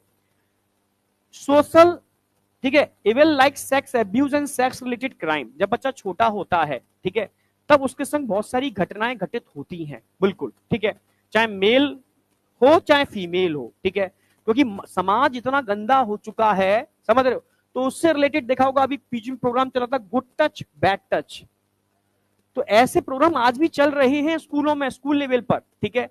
समझ रहे हो कि बच्चे को अवेयर करना है, छोटे बच्चे को, कि छोटा बच्चा मासूम होता है, उसको नहीं पता होता यार क्या अच्छा कौन है बुरा, तुम तो समझदार हो, ठीक है, पर छोटे बच्चे को नहीं पता, तो उसमें अवेयरनेस बहुत जरूरी है। तो ये प्रोग्राम का मेन दायित्व भी है और तुम्हारा भी दायित्व है, ठीक है। तो मैं भी अपने छोटे बच्चों को, अपने जो दिख रहे हैं आसपास समाज में, उनको अवेयर रहना है, ऐसे खतरनाक लोगों से बच्चों को बचाना भी है, ठीक है।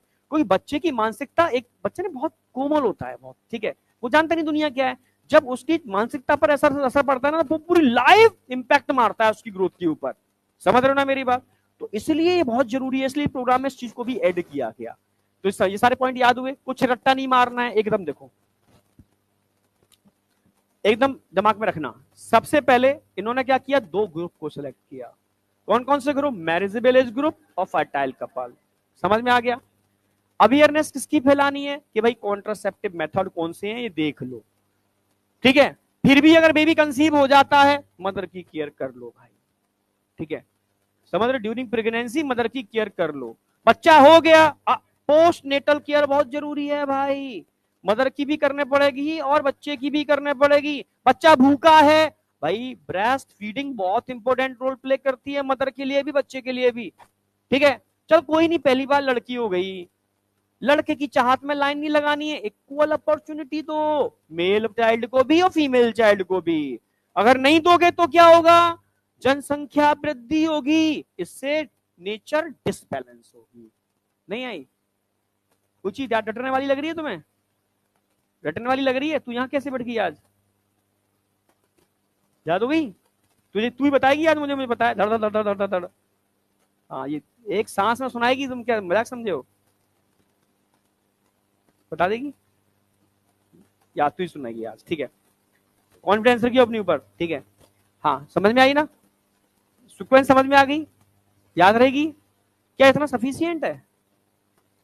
अब इस स्ट्रेटजी तो बना ली इन्होंने, इसका सक्सेसफुल इंप्लीमेंटेशन करना है, तो उनको एक प्रोग्राम बनाना पड़ेगा। भाई अब मैं कागजी कार्रवाई तो कर ली पूरी, ऐसा करेंगे ऐसा करेंगे ऐसा करेंगे ऐसा करेंगे, पर एक्चुअल में कब होगा, जब तुम ग्रामीण क्षेत्रों में इंफ्रास्ट्रक्चर तैयार करो भाई, तभी तो होगा। मुझे याद है जहां मेरा गांव था उसके पास में सैफई था, सैफई, मुलायम सिंह का गांव, सैफई जान गए ना, हाँ भाई वहीं का मैं रहने वाला हूँ, करहल, ठीक है, करहल सैफई बगल बगल में, ठीक है। तो उस समय मुलायम सिंह जब बने थे मंत्री, तो उन्होंने अपने गांव को शहर जैसा बनवा दिया, ठीक है। फिर हम गांव देखने गए थे, कैसा गांव बना है, हॉस्पिटल में गए तो हॉस्पिटल में भैंसें बंधी हैं, समझ में आया, हाँ उस समय जब बना था, मैं उस समय की बात कर रहा हूँ, तो क्योंकि इंफ्रास्ट्रक्चर तो बना दिया उन्होंने, पैसा था इसलिए। अब डॉक्टर कैसे आएंगे वहां पर, और गांव में थोड़ा नहीं आएंगे डॉक्टर, नहीं आया क्या, वो तो पॉलिसी बाद में आई। जब मुलायम सिंह मंत्री बने थे तो उस समय उन्होंने, मतलब जब गांव से हम निकलते थे ना, ओ भाई गांव नहीं लग रहा, शहर लग रहा है, बिल्डिंगें खड़ी ऊंची ऊंची, ठीक है, लग ही रहा है, तो लोग स्पेशल देखने जाते थे, बड़े बड़े एक्टर्स को बुलाते थे वहां प्रोग्राम करने के लिए, ठीक है। बगल में गांव था हमारा 4 किलोमीटर पहले ही, ठीक है, तो हम निकलते थे तो सैफई देखते हुए निकलते थे।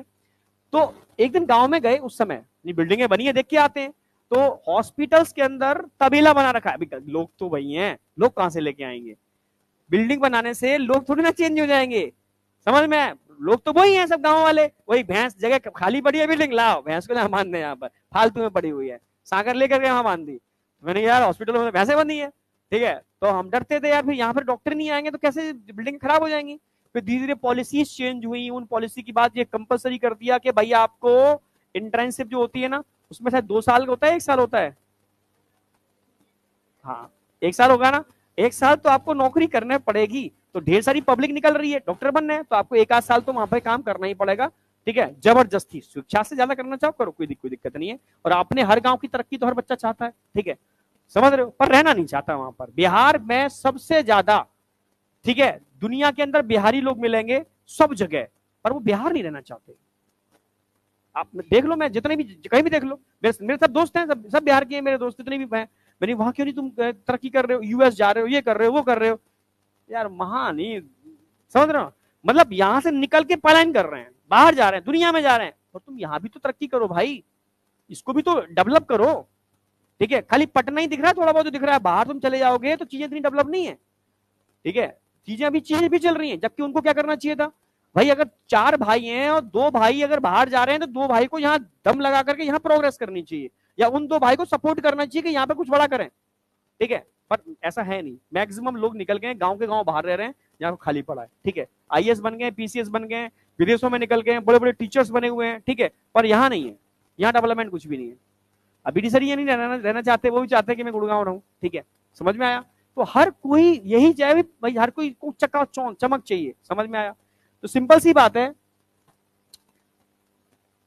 खाली इंफ्रास्ट्रक्चर से भी काम नहीं चलेगा, समझ में आ गया। मुलायम सिंह के गांव की वाली मैंने बात की, उन्होंने इंफ्रास्ट्रक्चर तो बना लिया, पर पहली रिक्वायरमेंट तो इंफ्रास्ट्रक्चर ही, हॉस्पिटल नहीं होंगे तो तैयारी कैसे होगी। तो पहला इंफ्रास्ट्रक्चर, दूसरा वहां पर मेडिकल एक्सपर्टीज का पहुंचना, डॉक्टर्स, दूसरी चीज चाहिए। अब डॉक्टर भी पहुंच गए, हॉस्पिटल भी है, पेशेंट पहुंच गया कि डॉक्टर साहब दर्द दे रहे हो, क्या करें, दवाई ना है, क्या कहा तुम्हें, दवाई ना है, ठीक है, दवा नहीं है उनके पास, ठीक है, सर्जरी होनी है, इंस्ट्रूमेंट ही नहीं है, नहीं समझ में आया। तो फिर डॉक्टर भी क्या करेगा, इंफ्रास्ट्रक्चर करेगा, फिर क्या चाहिए, मेडिकल सपोर्ट चाहिए। ये 3 चीजें मिलेंगी तभी जाकर के सक्सेसफुल इंप्लीमेंटेशन संभव है। और वो भी क्या करना पड़ेगा, समय समय पर आपको रिसर्च करने पड़ेगी, चीजों को और डेवलप करना पड़ेगा। नहीं तो रोबोटिक्स टेक्नोलॉजी आई, आज रोबोट सर्जरी करते हैं, रोबोटिक टेक्नोलॉजी करता है इंसान ही है, पर रोबोट के थ्रू करता है तो एक्यूरेसी और आती है। आगे जाके आर्टिफिशियल इंटेलिजेंस आ रही है, वो तुम्हारी सबकी नौकरी खा जाएगी, समझ रहे हो ना, खाएगी, समझ रहे हो, रियलिटी में खाएगी। लोग कह रहे हैं नहीं खाएगी, क्योंकि हाँ टाइम लगेगा उसके अंदर। जहां 10 लोग काम कर रहे थे, पर उन 10 में से कोई 2 बहुत इंटेलिजेंट हैं, उनकी नौकरी सेफ है, वो और ऊपर बढ़ जाएंगे, पर 8 खत्म हो जाएंगे, समझ में आया। यस, रियलिटी है, क्योंकि आर्टिफिशियल एआई का मतलब क्या है, ठीक है, टेक्नोलॉजी को हमने एक रोबोट के अंदर डाल दिया, 10 लोगों की इंटेलिजेंस को एक रोबोट में डाल दिया, नहीं समझ में आया। और जो आप भाई, आप क्या चाहते हो कि आप के अंडर जो भी रहे, आपको उठ तो वो उठे, आपको बैठ तो बैठे। इंसान ऐसा कर सकता है, इंसान नहीं मानेगा, एक दिन गड़बड़ कर जाएगा, रोबोट वो मानेगा। आप जितने कमांड दोगे उतने कमांड करेगा, एक्यूरेसी के संग काम करेगा, ठीक है, समझ रहे। उसको नहीं है कि मैं ड्रिंक करके सर्जरी कर रहा हूँ, कि आज मेरा घर से लड़के आए सर्जरी कर रहा हूँ गुस्से में, ठीक है, तो मामला खराब हो गया, उसमें डेटा फीड कर दिया। तो आप भी चाहोगे फ्यूचर में यार मुझे रोबोटिक टेक्नोलॉजी से सर्जरी करानी है, ठीक है, क्योंकि भाई मिनिमम ब्लड लॉस पर बेहतरीन कट, कम मिनिमम कट करके बहुत बेहतर तरीके से सर्जरी हो रही है, तो मैं वही कराऊंगा भाई, ठीक है। मुझे नहीं देखना कि ये डॉक्टर, ठीक है, बैक डोर से आया कि फ्रंट डोर से आया है, रिजर्वेशन से आया है, जनरल कैटेगरी का है, ठीक है, मुझे नहीं पता, रोबोट है, इसमें टेक्नोलॉजी भरी पड़ी है, तो मैं इसी से कराऊंगा। नहीं, तुम समझ पा रहे हो मेरी बात। हाँ, क्योंकि मेडिकल फील्ड में बहुत ध्यान रखना पड़ता है कि कौन आप के संग क्या कर रहा है, ठीक है।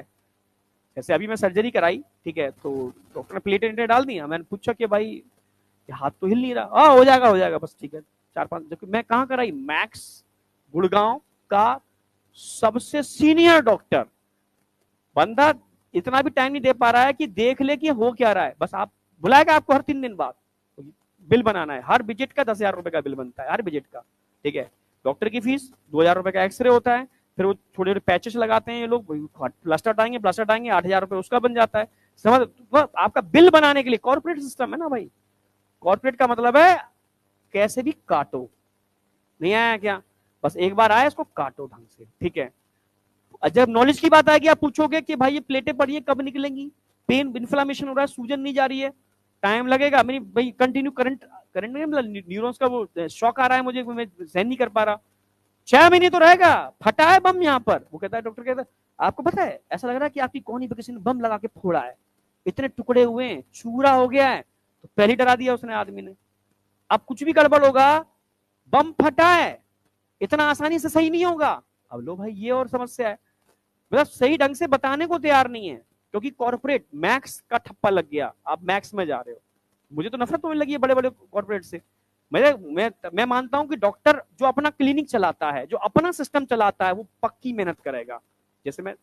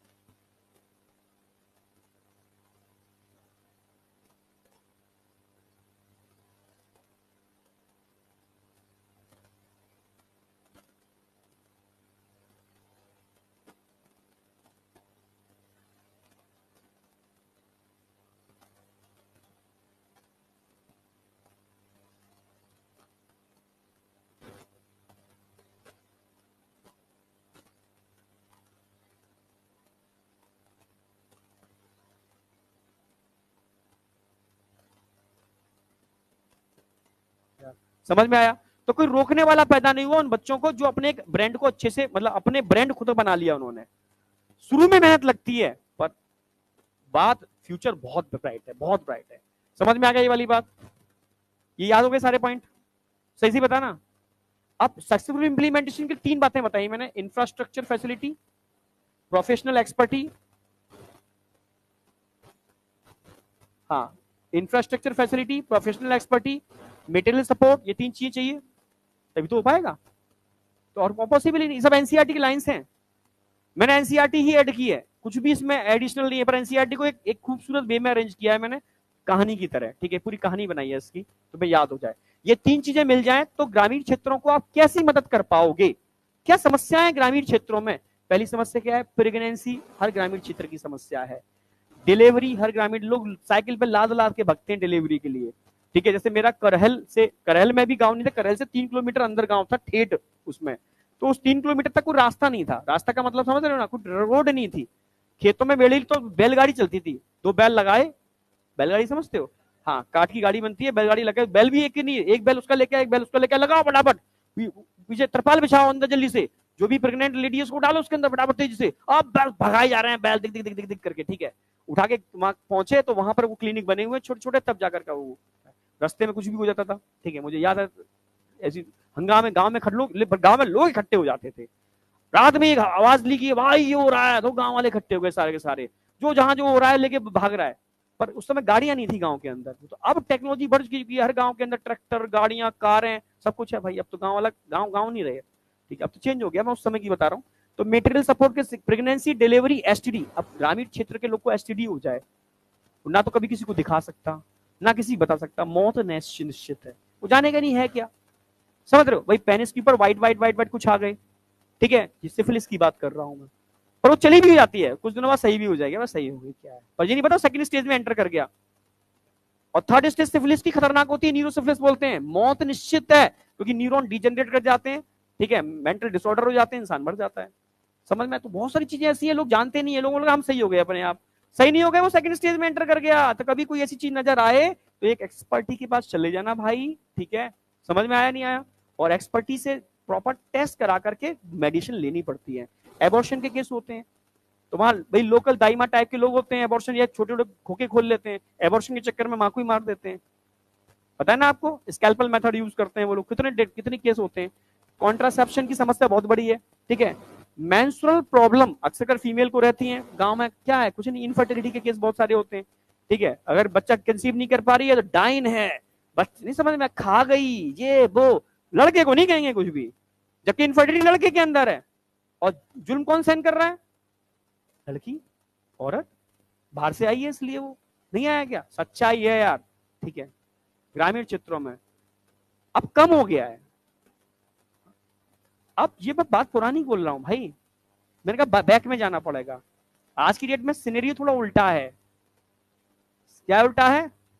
बहू के हाथ में डंडा है, समझ रहे हो ना? हाँ, जरा भी गई तो पता नहीं क्या होगा, जेल करा दूंगी, ठीक है। समझ रहे हो? बहुत चीजें चेंज हो चुकी हैं, जिसका गलत एक्सप्लॉयटेशन भी हो रहा है। समझ में आया नहीं आया? अब क्या इतना सफिशियंट था? इतना सफिशियंट है ना? ये सफिशियंट नहीं है। आपको टाइम टू टाइम नई नई टेक्नोलॉजी को इसमें इंप्लीमेंटेशन करना पड़ेगा। तब एक टेक्नोलॉजी आई एमनियोसेंटेसिस, क्योंकि बहुत सारे बच्चे एबनॉर्मल होते थे। जब हो, जैसे ग्रामीण क्षेत्रों में देखा है मैंने, एक बच्चा था थोड़ा सा मंकी लाइक अपीयरेंस, ठीक है, it is a genetical disorder, ठीक है। तो लोगों ने, मतलब मुझे याद है, मतलब बड़ा नहीं उसको, मतलब बड़ा क्रिटिसाइज करते हैं, पता नहीं क्या क्या जो भी है, पर उन्होंने अपने बच्चे को पाला है, जैसा भी है कर रहे हैं, वो अपना मेंटेन कर रहे हैं। पर ये जेनेटिकल डिसऑर्डर, अगर कोई जेनेटिकल डिसऑर्डर होता है और हमें पहले पता चल जाए, तो या तो आप उसको ट्रीट कराओगे या आप इसको एबॉर्ट कराओगे, ठीक है। जैसे मैंने बताया आपको, बैकबोन तिरछी हो जाती है ना इस तरीके से, वो क्या कहते हैं उसको आजकल,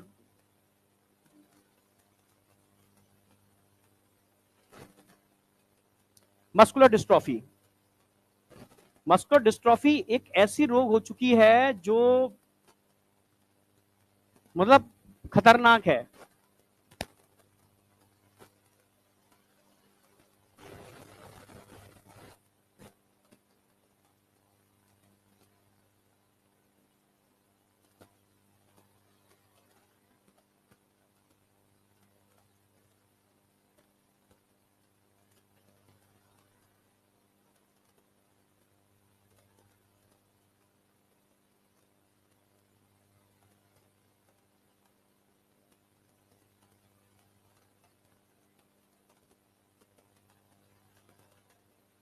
अगर एक साल निकल गया तो वो इंजेक्शन इफेक्टिव नहीं है, ठीक है। तो उनका एक साल निकल चुका था, ठीक है। तो समझ रहे हो ना, पर पैसा इतना नहीं था, तो मजबूरी में उन्होंने फिर वीडियो बनाया।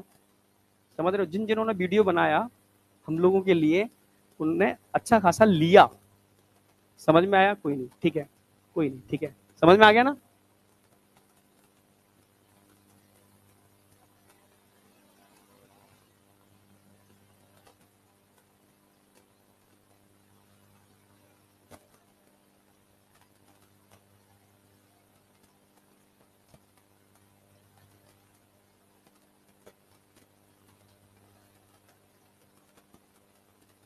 सही नहीं है।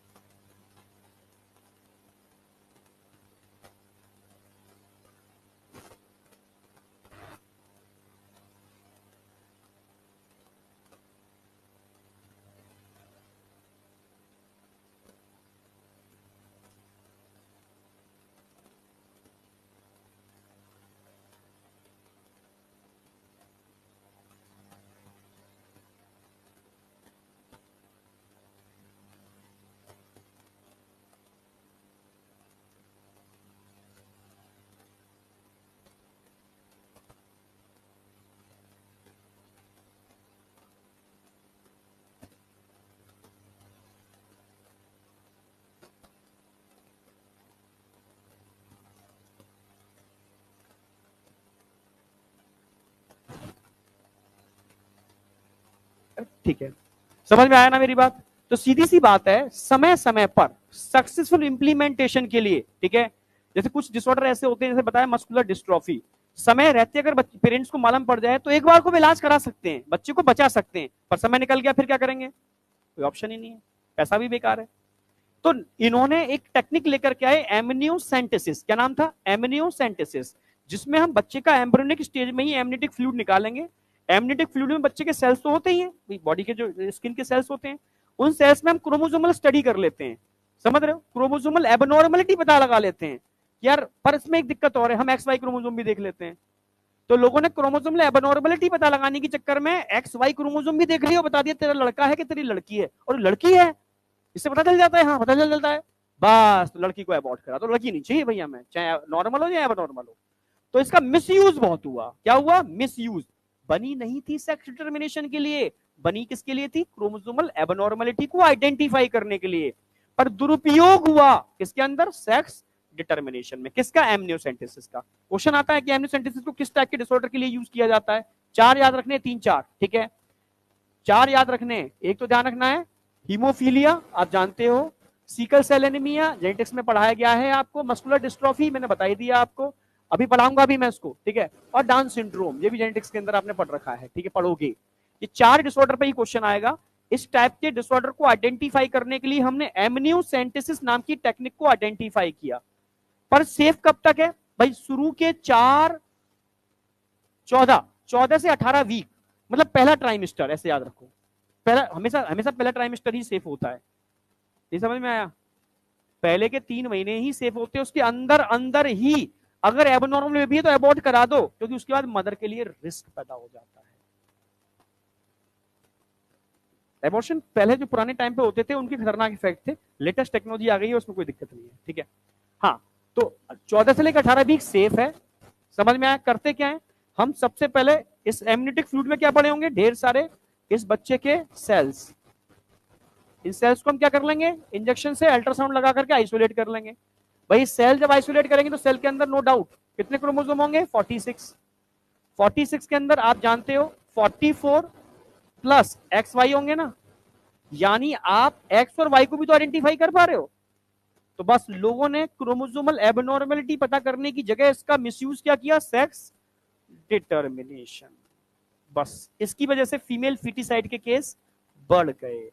तो ये टेक्निक बनाई गई थी एक अच्छे काम के लिए, पर इस टेक्निक का दुरुपयोग हुआ, इसलिए इसी आरसीएच ने लीगली का मतलब है लॉ के साथ, इस पर प्रतिबंध लगाया। समझना मेरी बात, क्या लगाया? प्रतिबंध लगाया। तो एनसीईआरटी बोलती है statutory ban on the amniocentesis for sex determination. Statutory ban का मतलब है संवैधानिक तरीके से प्रतिबंध लगाना लॉ के साथ, समझ रहे हो? ठीक है, इसको प्रतिबंध लगाया। Legally check increase menaces of the female foeticide. Female foeticide के केस बढ़ रहे थे, भ्रूण हत्या के केस बढ़ रहे थे, उसको रोका जाए। आई या नहीं आई? इसके अलावा मैसिव चाइल्ड इम्यूनाइजेशन, बड़े पैमाने पर जो तुम देखते हो ना टीकाकरण होता है, पल्स पोलियो अभियान या सारी जो वैक्सीन लगती हैं वो इसी प्रोग्राम के अंतर्गत लगती हैं, कोई दूसरा प्रोग्राम नहीं लगाता। आरसीएच के अंतर्गत ही आता है। जो तुम सरकारी अस्पतालों में जो बच्चा पैदा होता है सारी वैक्सीन लगती है, पल्स पोलियो अभियान चलते हैं, या इम्यूनाइजेशन कोरोना का हुआ, वो इसी प्रोग्राम के अंतर्गत आता है, इसी से फंडिंग होती है उसकी, ठीक है। सरकार के अलग अलग डिपार्टमेंट है ना, तो आरसीएच ही देखता है इस चीज को, ठीक है। Are some program that merit mention in this the condition. समझ में आया नहीं आया? तो मैसिव इम्यूनाइजेशन इसी के अंदर इंक्लूड है। मैसिव का मतलब है बड़े पैमाने पर, लार्ज स्केल पर, ठीक, पक्का? आगे, ठीक है, एमनियोसेंटेसिस का मैंने समझा ही दिया, ठीक है। अब लास्ट में आता है क्या इस टेक्निक के अलावा कुछ और भी किया आरसीएच ने? यस, आरसीएच ने सीडीआरआई लखनऊ के साइंटिस्टों को सपोर्ट किया, उनको फंडिंग दी कि बर्थ कंट्रोल की कोई ऐसी गोली बनाओ, कोई पिल्स बनाओ, ठीक है, जो नॉन स्टेरॉयडल हो। तो साइंटिस्टों ने मेहनत की। कौन साइंटिस्टों ने? सीडीआरआई लखनऊ। टाइम कितना बचा है? 40 मिनट है ना अभी? हाँ, तो सीडीआरआई लखनऊ के साइंटिस्टों ने एक टैबलेट बनाई, क्या नाम था उसका? सहेली। अब उस भाई पहले लोग, मुझे याद है उस समय बड़े बड़े ऐड आते थे, माला डी, माला एन, रोज खाओ रोज खाओ। तो उस समय फीमेल्स को कैंसर नहीं होते थे, पर जब गोलियां जब सरकार ने जब तेजी से जनसंख्या बढ़ रही थी, तो सरकार को मतलब भी, गवर्नमेंट उस समय पगलाई हुई थी, ठीक है, उसको ये मतलब था कि कैसे भी करके जनसंख्या कंट्रोल, लोग मरे मर जाए। समझ? चाइना में अभी भी लोग कहते हैं कि कोरोना जैसी और महामारी 2-3 आएंगी तब जाके क्या होगी? कंट्रोल होगी। समझ रहे हो ना? हाँ, लोग, गवर्नमेंट चाहती है, हम अपने को प्रोटेक्ट करना चाहते हैं, समझ रहे हो, पर लोगों को मारना चाहते हैं। तो तुम भी तो लोग ही हो। अजीब है इंसान का सोच, थॉट प्रोसेस ऐसा है, मतलब पता ही नहीं क्या है, अजीब ही है, समझ ही नहीं आ रहा, ठीक है। तो गवर्नमेंट, आरसीएच ने साइंटिस्टों को सपोर्ट किया और सहेली बनाई, क्योंकि माला डी, माला एन जितनी भी गोलियां थी स्टेरॉयडल थी। स्टेरॉयडल समझते हो? इन सब के अंदर प्रोजेस्टेरोन कंटेनिंग टैबलेट्स थी। कैसी टैबलेट थी? Progesterone containing. और प्रोजेस्टेरोन कंटेनिंग टैबलेट में क्या होगा, तुम तो बाहर से प्रोजेस्टेरोन भरे जा रहे हो रोज, एक दिन नहीं, रोज खानी है। अगर एक दिन गलती से भूल गए तो अगले दिन डबल गोली खानी है। नहीं आए क्या? क्या होगा इतना? भाई स्टेरॉइड्स जानते हो, डॉक्टर स्टेरॉइड तब देता है जब, जैसे अभी मेरी लंग इन्फेक्शन हो गया तो डॉक्टर ने कहा तो मैं एंटीबायोटिक चला रहा हूँ, ये कर रहा हूँ, वो कर रहा हूँ, ये निमुलाइजर, वो कर, ये कर, तो मैंने कहा सही नहीं हो रहा तो स्टेरॉइड देने पड़ेंगे, पर मैं अवॉइड कर रहा हूँ क्योंकि स्टेरॉइड के साइड इफेक्ट होंगे। स्टेरॉइड से तुरंत सही हो जाओगे। ग्रामीण क्षेत्रों में डॉक्टर होते हैं ना, जो खोखे खोले होते हैं, कहेंगे वाह एक डोज में सही हो गए हम, एक डोज में सही हो जाओगे। उनकी एक सिंपल है, कॉमन स्टेरॉइड डाल के रखते हैं गोलियों के अंदर, स्टेरॉइड देंगे ही देंगे आपको, तुरंत सही हो जाओगे, पर तुम जल्दी मर जाओगे। एक बीमारी के सिर्फ 10 बीमारियां और आ जाएंगी तुम्हें। ठीक है, सही करना, समझ रहे हो ना?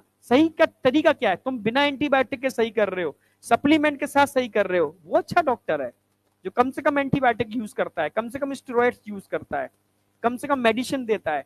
वो डॉक्टर थोड़ी ना कि, समझ रहे हो ना, पूरा पर्चा ही भर दिया गोलियों से, साथ में स्टेरॉइड डाल दिए।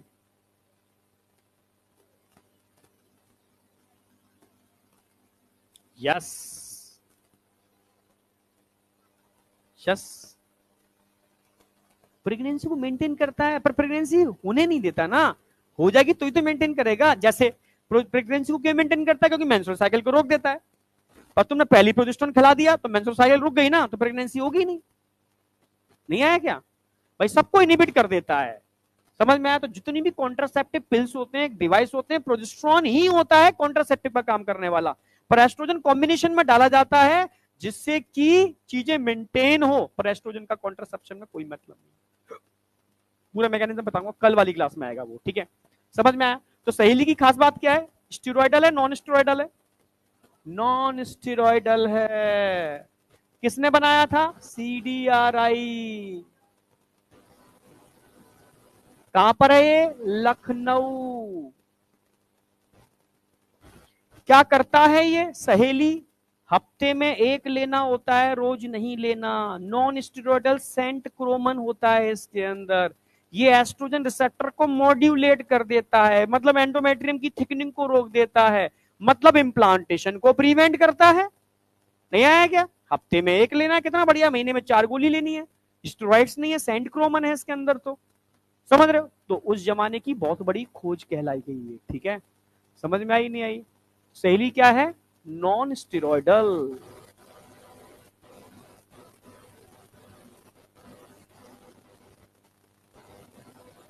नॉन स्टेरॉइडल, इसमें क्या होता है? सेंट क्रोमन।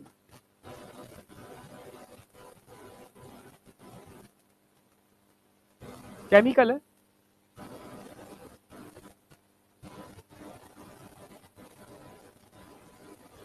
सेंट क्रोमन क्या काम करता है? Modification of oestrogen receptor.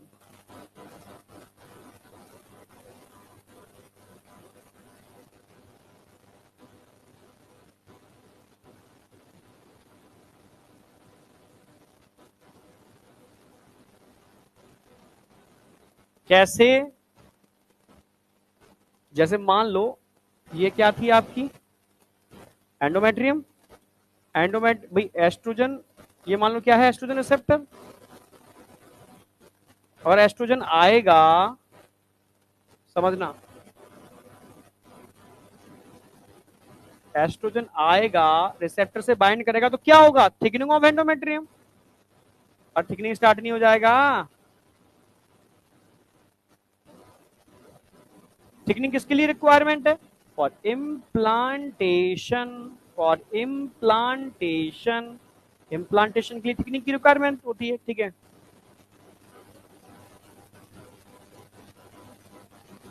Thickening of endometrium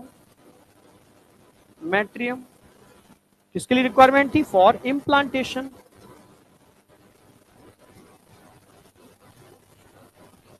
पर अगर सेंट क्रोमेन दे दिया तो सेंट क्रोमेन क्या काम करेगा भाई? इन रिसेप्टर को ही चेंज कर देगा, ब्लॉक कर देगा। जब रिसेप्टर चेंज हो जाएंगे तो थिकनिंग हो पाएगी क्या? थिकनिंग नहीं हो पाएगी तो इम्प्लांटेशन हो पाएगा क्या?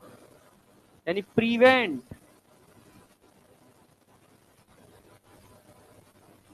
या सब कुछ होगा, फर्टिलाइजेशन होगा, एम्ब्रियो बनेगा, यूट्रस में आएगा, पर इम्प्लांटेशन नहीं हो पाएगा, बाहर निकल जाएगा, वो भी खत्म। नहीं आया क्या? हफ्ते में एक लेनी है, प्रिवेंट,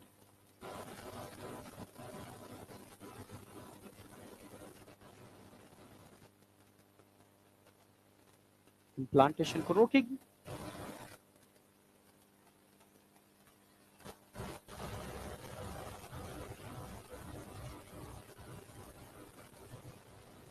क्या? इस दुनिया में हर चीज के साइड इफेक्ट हैं एक्सेप्ट नेचुरल मेथड और बैरियर मेथड। समझ रहे हो? सबके साइड इफेक्ट हैं। कोई भी केमिकल तुम फालतू में बॉडी में डाले जा रहे हो, साइड इफेक्ट तो होगा ना। ठीक है, पर उस समय की बहुत बड़ी खोज थी, क्योंकि उस समय सहेली की जगह माला डी, माला एन, डेली के नाम से गोलियां खाई जाती थी, जिनके भर भर के साइड इफेक्ट थे, कंपेरेटिव साइड इफेक्ट कम थे। समझ रहे? नॉन स्टेरॉयडल के नाम से फिर फेमस हुई कि भाई ये खाओ, इसमें स्टेरॉइड्स नहीं है, ये खाओ, इसमें स्टेरॉइड्स नहीं है, कैंसर नहीं होगा। समझ में आया? फीमेल को ब्रेस्ट कैंसर बहुत बड़े पैमाने पे हुए थे उस समय, इन टैबलेट की वजह से। समझ रहे हो? हाँ,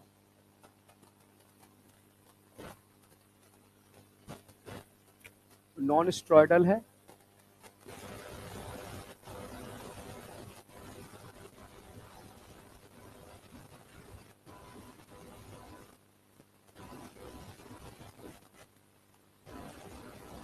use once in a week, हफ्ते में सिर्फ एक ही बार लेनी होगी। प्रीवेंट इम्प्लांटेशन, ये पूछा गया है। क्या करती है? मॉडिफिकेशन ऑफ एस्ट्रोजन रिसेप्टर्स, यानी एंटी एस्ट्रोजन एक्टिविटी कह सकते हो उसको, एंटी एस्ट्रोजन। आपसे पूछे एंटी प्रोजेस्ट्रॉन टैबलेट कौन सी होती है? एंटी प्रोजेस्ट्रॉन, जानते हो? RU486, मिफीपेरिस्ट्रॉन, एबॉर्शन में यूज करते हैं, आईपिल के नाम से आती है। नहीं जानते? जानते हो ना? हाँ, आईपिल, ठीक है। एक वही टैबलेट है, सिंगल टैबलेट ट्रीटमेंट है एबॉर्शन के लिए, सिंगल टैबलेट आती है एबॉर्शन के लिए, आईपिल। वो क्या काम करती है आईपिल? वो सीधी सी बात है, सीधे सीधे जो प्रोजेस्टेरॉन के रिसेप्टर थे उनको ब्लॉक कर देती है, तो प्रोजेस्टेरॉन होते हुए भी काम नहीं करता, बच्चे का एबॉर्शन हो जाता है, क्योंकि बच्चे की असली मां तो प्रोजेस्टेरॉन है। आई या नहीं आई?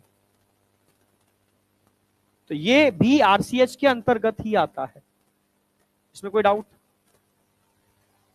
ये आरसीएच कंप्लीट होता है, ठीक है। समझ में आई? आगे बढ़ रहा हूं मैं, बढ़ जाऊं।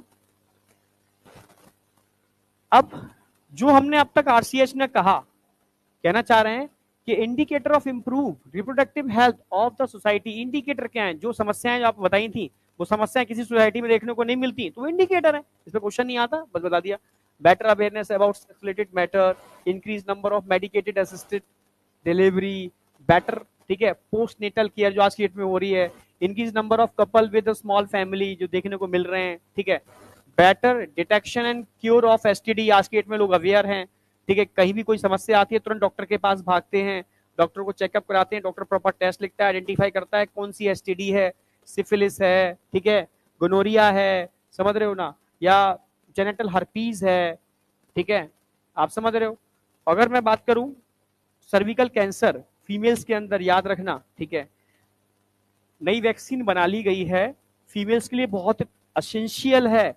अर्ली स्टेज पे 5 साल और 10 साल के पहले, 5 और 10 के बीच में लग जाती है तो 2 ही डोज लगती हैं। 5 और 10 साल के बाद अगर लगवाते हो तो 3 इंजेक्शन लगेंगे, कॉस्टली आते हैं, तो इफेक्टिव भी होती है अगर 10 साल से पहले लग जाए तो। घर में अगर कोई भी बच्ची है, तुम सबसे बोल रहा हूँ ये वाली बात में, ठीक है, तो ये बहुत खतरनाक कैंसर है जो मैक्सिमम केस में आज की डेट में बड़ा डोमिनेंट हो रहा है फीमेल्स के अंदर, ठीक है। तो इसका उपचार है, पर वही है, समय रहते। समय क्या है कि जल्दी से इसका वैक्सीनेशन जो आ गया है वो लगवा लिया जाए। 2-2.5 हजार का एक वैक्सीन आता है, ठीक है। इस क्या एक वैक्सीन है, तीनों डोज हैं, 2 डोज हैं, एक डोज से क्या? अच्छा, मुझे किसी ने बताई थी, ठीक है। 2-2.5 हजार रुपए, ठीक है। तो जो तभी ज्यादा ही है, 6,000 तो महंगा ही है, ठीक है, तभी महंगा है, ठीक है। तो 6,000 जैसे इसने बताया, या कुछ सब्सिडाइज कुछ होगा, कुछ ना कुछ ऐसा होता होगा, 2-2.5 हजार का भी आ रहा है।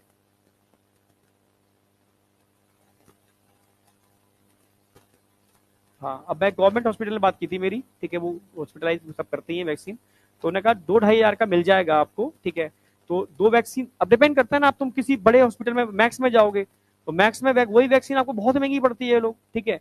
और वही तुम नॉर्मल किसी क्लिनिक पे जाओगे वही वैक्सीन कम पड़ती है, कई जगह डुप्लीकेट वैक्सीन भी आ रही है, ठीक है। तो डिपेंड करता है कहाँ लगवा रहे हो। तो सीधी सी बात है कॉस्टली है, पर ये 5 से 10 साल के बीच में लग जाएंगी तो 2 लगेंगी, उससे ऊपर टाइम निकल जाएगा तो 3 लगती है डोज उसकी। और जल्दी एज पे जो वैक्सीन लगती है उसका इफेक्ट भी अच्छा होता है। तो अवेयरनेस थोड़ी सी होनी चाहिए, घर में कहीं कोई बच्ची है तो वैक्सीनेशन के लिए उसको प्रमोट करो। नहीं आया क्या? ह्यूमन पेपिलोमा वायरस ये बड़ा कॉमन इन्फेक्शन है, ठीक है। ये सर्विकल कैंसर करने के लिए स्पॉन्सर तो होता है, अब समय के हिसाब से चीजें बढ़ रही हैं, ठीक है। समझ रहे हो? समझ रहे, medicated facilities of sex related problem, ये कॉमन जो चीज हमने बात की वो अगर आपको समाज में देखने को मिल रही है तो मतलब आरसीएच काम कर रहा है। आई या नहीं आई? याद हो गया नहीं हो गया ये बताओ सारा का सारा? एक लाइन में फिर से मैं याद कराता हूँ, कितना टाइम कितना बचा है मुझे बताओ? 25 मिनट्स ना, ठीक है। ध्यान से सुनना, मैं पूरा एकदम स्टोरी की तरह एकदम कहानी सुना दे रहा हूं, यहां तक पूरा एकदम याद हो जाएगा। सबसे पहले what is reproductive health according to WHO? इंसान भाई शारीरिक रूप से तो हेल्दी होना चाहिए, ठीक है, फिजिकली हेल्दी तो होना चाहिए, पर साथ में सोशली, मेंटली और इमोशनली भी हेल्दी होना चाहिए। पहला समझ में आ गया 3 एस्पेक्ट। आरसीएच, ठीक है, कैसे बना? तो सबसे पहले इंडिया ने पूरी दुनिया में रिप्रोडक्टिव हेल्थ को गोल बना करके पहला प्रोग्राम लॉन्च किया, फैमिली प्लानिंग प्रोग्राम 1951 में। कब किया? याद रहेगा 1951, ठीक है। नाम क्या था? Family planning program. बाद में इसको मॉडिफाई किया आरसीएच, रिप्रोडक्टिव के साथ साथ चाइल्ड हेल्थ केयर प्रोग्राम भी इसमें जोड़ दिया गया। इसमें याद रहेगा आपको आरसीएच के ऑब्जेक्टिव क्या थे? पहला अवेयरनेस, अवेयरनेस के लिए क्या?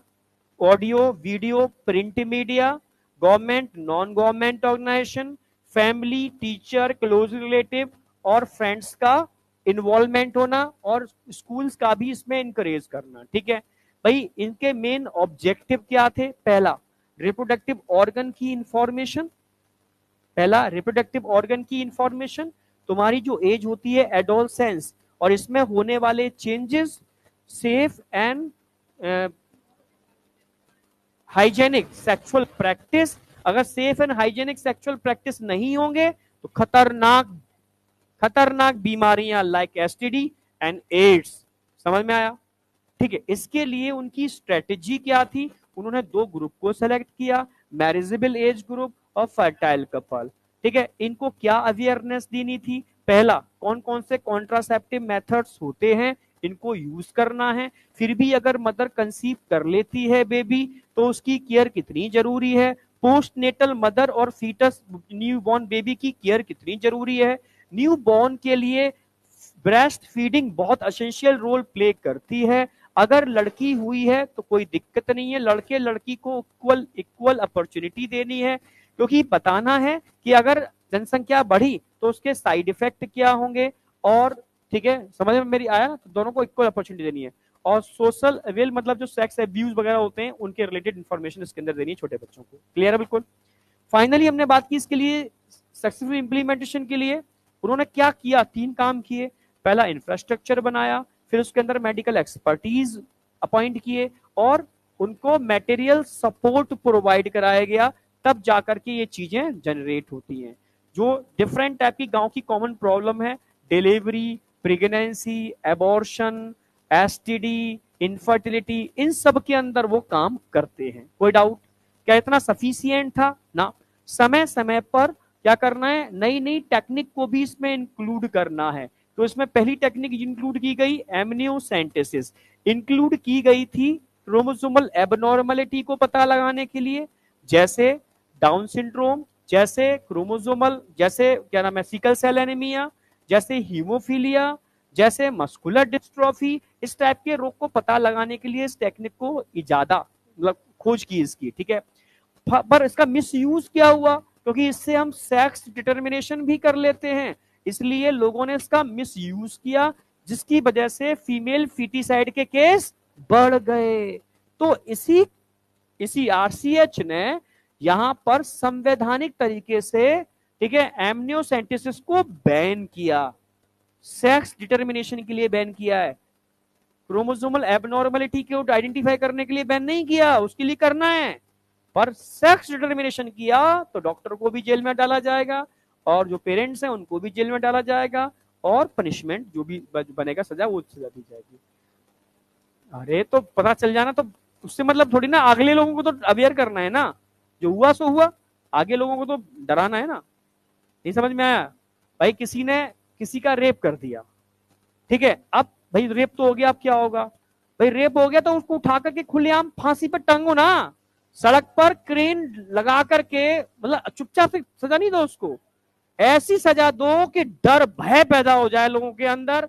दूसरी तरफ निगाह उठाने से लोग सोचें, मतलब जैसे सऊदीया में दी जाती है, सऊदी अरब के अंदर खुले में दी जाती है वहां पर वो, हाँ, तो क्रेन पर टांगा जाता है, समझ रहे हो, तड़पा तड़पा के मारा जाता है कि भाई इस मामले में सऊदी बहुत मतलब रूल्स रेगुलेशन, वहां टैक्स नहीं है, जानते हैं वाली बात, तब भी तरक्की कर रहा है। हर कोई क्यों वहां शिफ्ट होना चाहता है? क्योंकि पर वहां शिफ्ट वही होगा जो रूल्स एंड रेगुलेशन को फॉलो करेगा। आप कहीं गंदगी नहीं कर सकते, तगड़ा पनिशमेंट है वहां, पनिशमेंट से पैसा बहुत मिलता है, टैक्स से भी ज्यादा। हाँ, तो वहां चीजें इतनी टाइट हैं, पर वहां मतलब वहां आपको फील होगा कि यार हम सुरक्षित हैं। नहीं समझ में आया?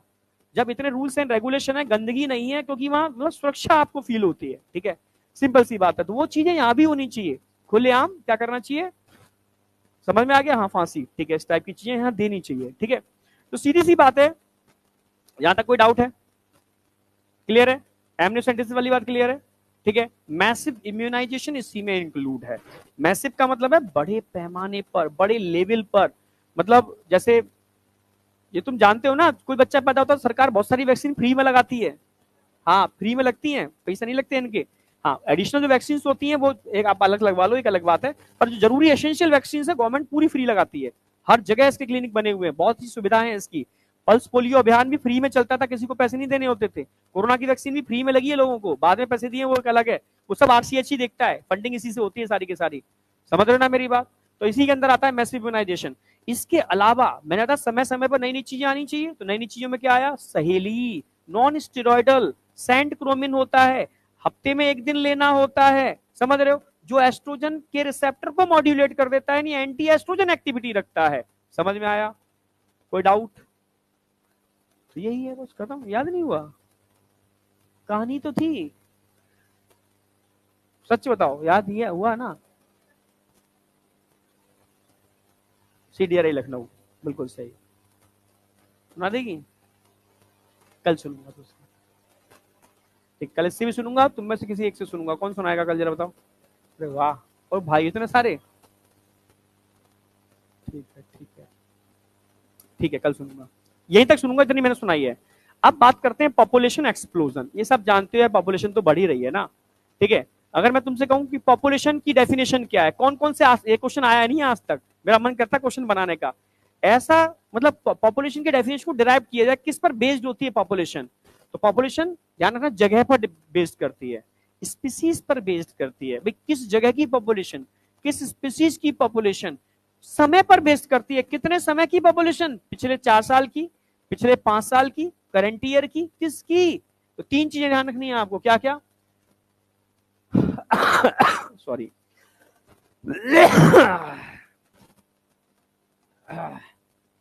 Total number of individual of a species, number 1 species आ गया, एरिया आ गया, और टाइम आ गया। 3 चीजें। 11 जुलाई पॉपुलेशन डे होता है, आप जानते हो, ये ओनली फॉर नॉलेज, इस पर क्वेश्चन बनाने पर बन जाएगा, ठीक क्या? इससे ज्यादा है, समझ में आ गया? ठीक है। डेमोग्राफी क्या होती है? Study of population, study of population demography कहलाती है, ठीक है। अब भाई ये जो मैं डेटा दे रहा हूं ना, ये कब का डेटा है? 2021 का डेटा है, क्या बेटा? 2021, अरे चला नहीं था, जनगणना चल रही थी, सारे सरकारी जितने भी लोग थे उनको ड्यूटी पे लगा दिया गया था, बुरी हालत थी, लोग गालियां दे रहे थे भयंकर तरीके, गवर्नमेंट जो हॉस्पिटल वाले लोग, जो गवर्नमेंट टीचर्स थे सारे के सारे, ठीक है। तो समझ में आ गया? ये एक रफ डेटा है, रफ का मतलब सरकारी डेटा है, एक्चुअल में डेटा तो भयानक होगा। हाँ, official counting of population census बोलते हैं, और ये इंडिया में नहीं होती सेंसस, हर दुनिया के हर देश में होती है, ठीक है भाई, हर जगह होती है सेंसस। तुम कभी पता लगाते हो अमेरिका की पॉपुलेशन ये है, फलानी जगह की पॉपुलेशन ये है, देश की पॉपुलेशन ये है, स्टेट की पॉपुलेशन ये है, शहर की पॉपुलेशन ये है, नहीं आया क्या? आई, ठीक है, तो इसको क्या बोलते हैं? सेंसस। सेंसस हर 10 सालों में एक बार रिपीट होती है। अब 2021 के हिसाब से मान लो, अब आगे 2030-31 में होगी, समझ रहे हो ना? हाँ, तुम डॉक्टर बन चुके होगे, टेंशन मत करो, समझ रहे हो? सरकारी डॉक्टर बन गए तो तुम लोगों का कहीं ना कहीं इसमें पार्टिसिपेशन रोल होगा, डेटा सबको देना पड़ता है, ठीक है। तो official counting of population census कहते हैं, हर 10 सालों में एक बार रिपीट होती है। पहली सेंसस कब हुई थी इंडिया के अंदर? हिंदुस्तान में पहली सेंसस कब हुई थी? 1872। अभी एनसीईआरटी के अकॉर्डिंग, 2011। अभी 2021 का डेटा एनसीईआरटी ने ऐड नहीं किया। हाँ हाँ हुआ था भाई, 20 से स्टार्ट होता है, 20 में हुआ था तो 21 बोलते हैं, 20-21 एक साल में तो होता नहीं है, तो लंबा प्रोसेस है। 20-21 में हुआ था, पर अभी एनसीईआरटी ने उसको ऐड नहीं किया। 20-21 अरे हुआ है भाई, ये डेटा कहां से डेटा आ गया? ऐसे डेटा थोड़ी ना आ गया ये। तुम गूगल पे विश्वास कर लेते हो यार, ये डेटा गवर्नमेंट डेटा है सारा का सारा। 20-21 में हुआ था। एनसीईआरटी अभी पुरानी छपी चली आ रही है, उसमें ये अभी चेंज नहीं किया इन्होंने, ठीक है। हर 10 साल में होता है, ठीक है। अब आ जाओ, ठीक है। First census 1872, last census 2011। Clear है बिल्कुल? 21 का डेटा भी नहीं है। ये थोड़ा सा एक डेटा है एनसीईआरटी का है, थोड़ा सा डरा देगा आपको।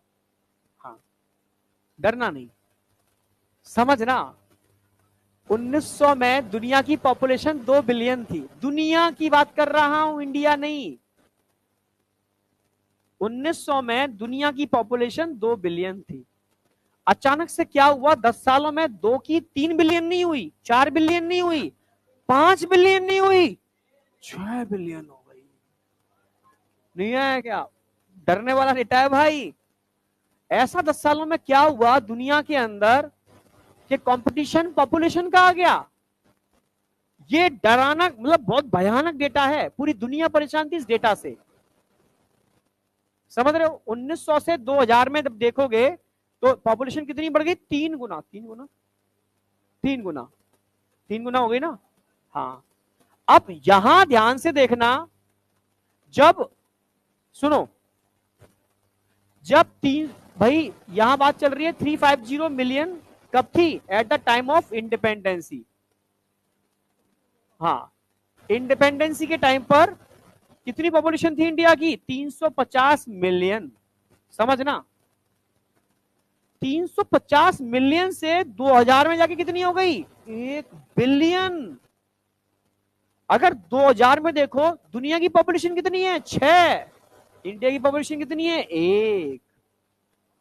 नहीं आया क्या? यानी इसके हिसाब से देखा जाए हर 6वां इंसान दुनिया में इंडियन है।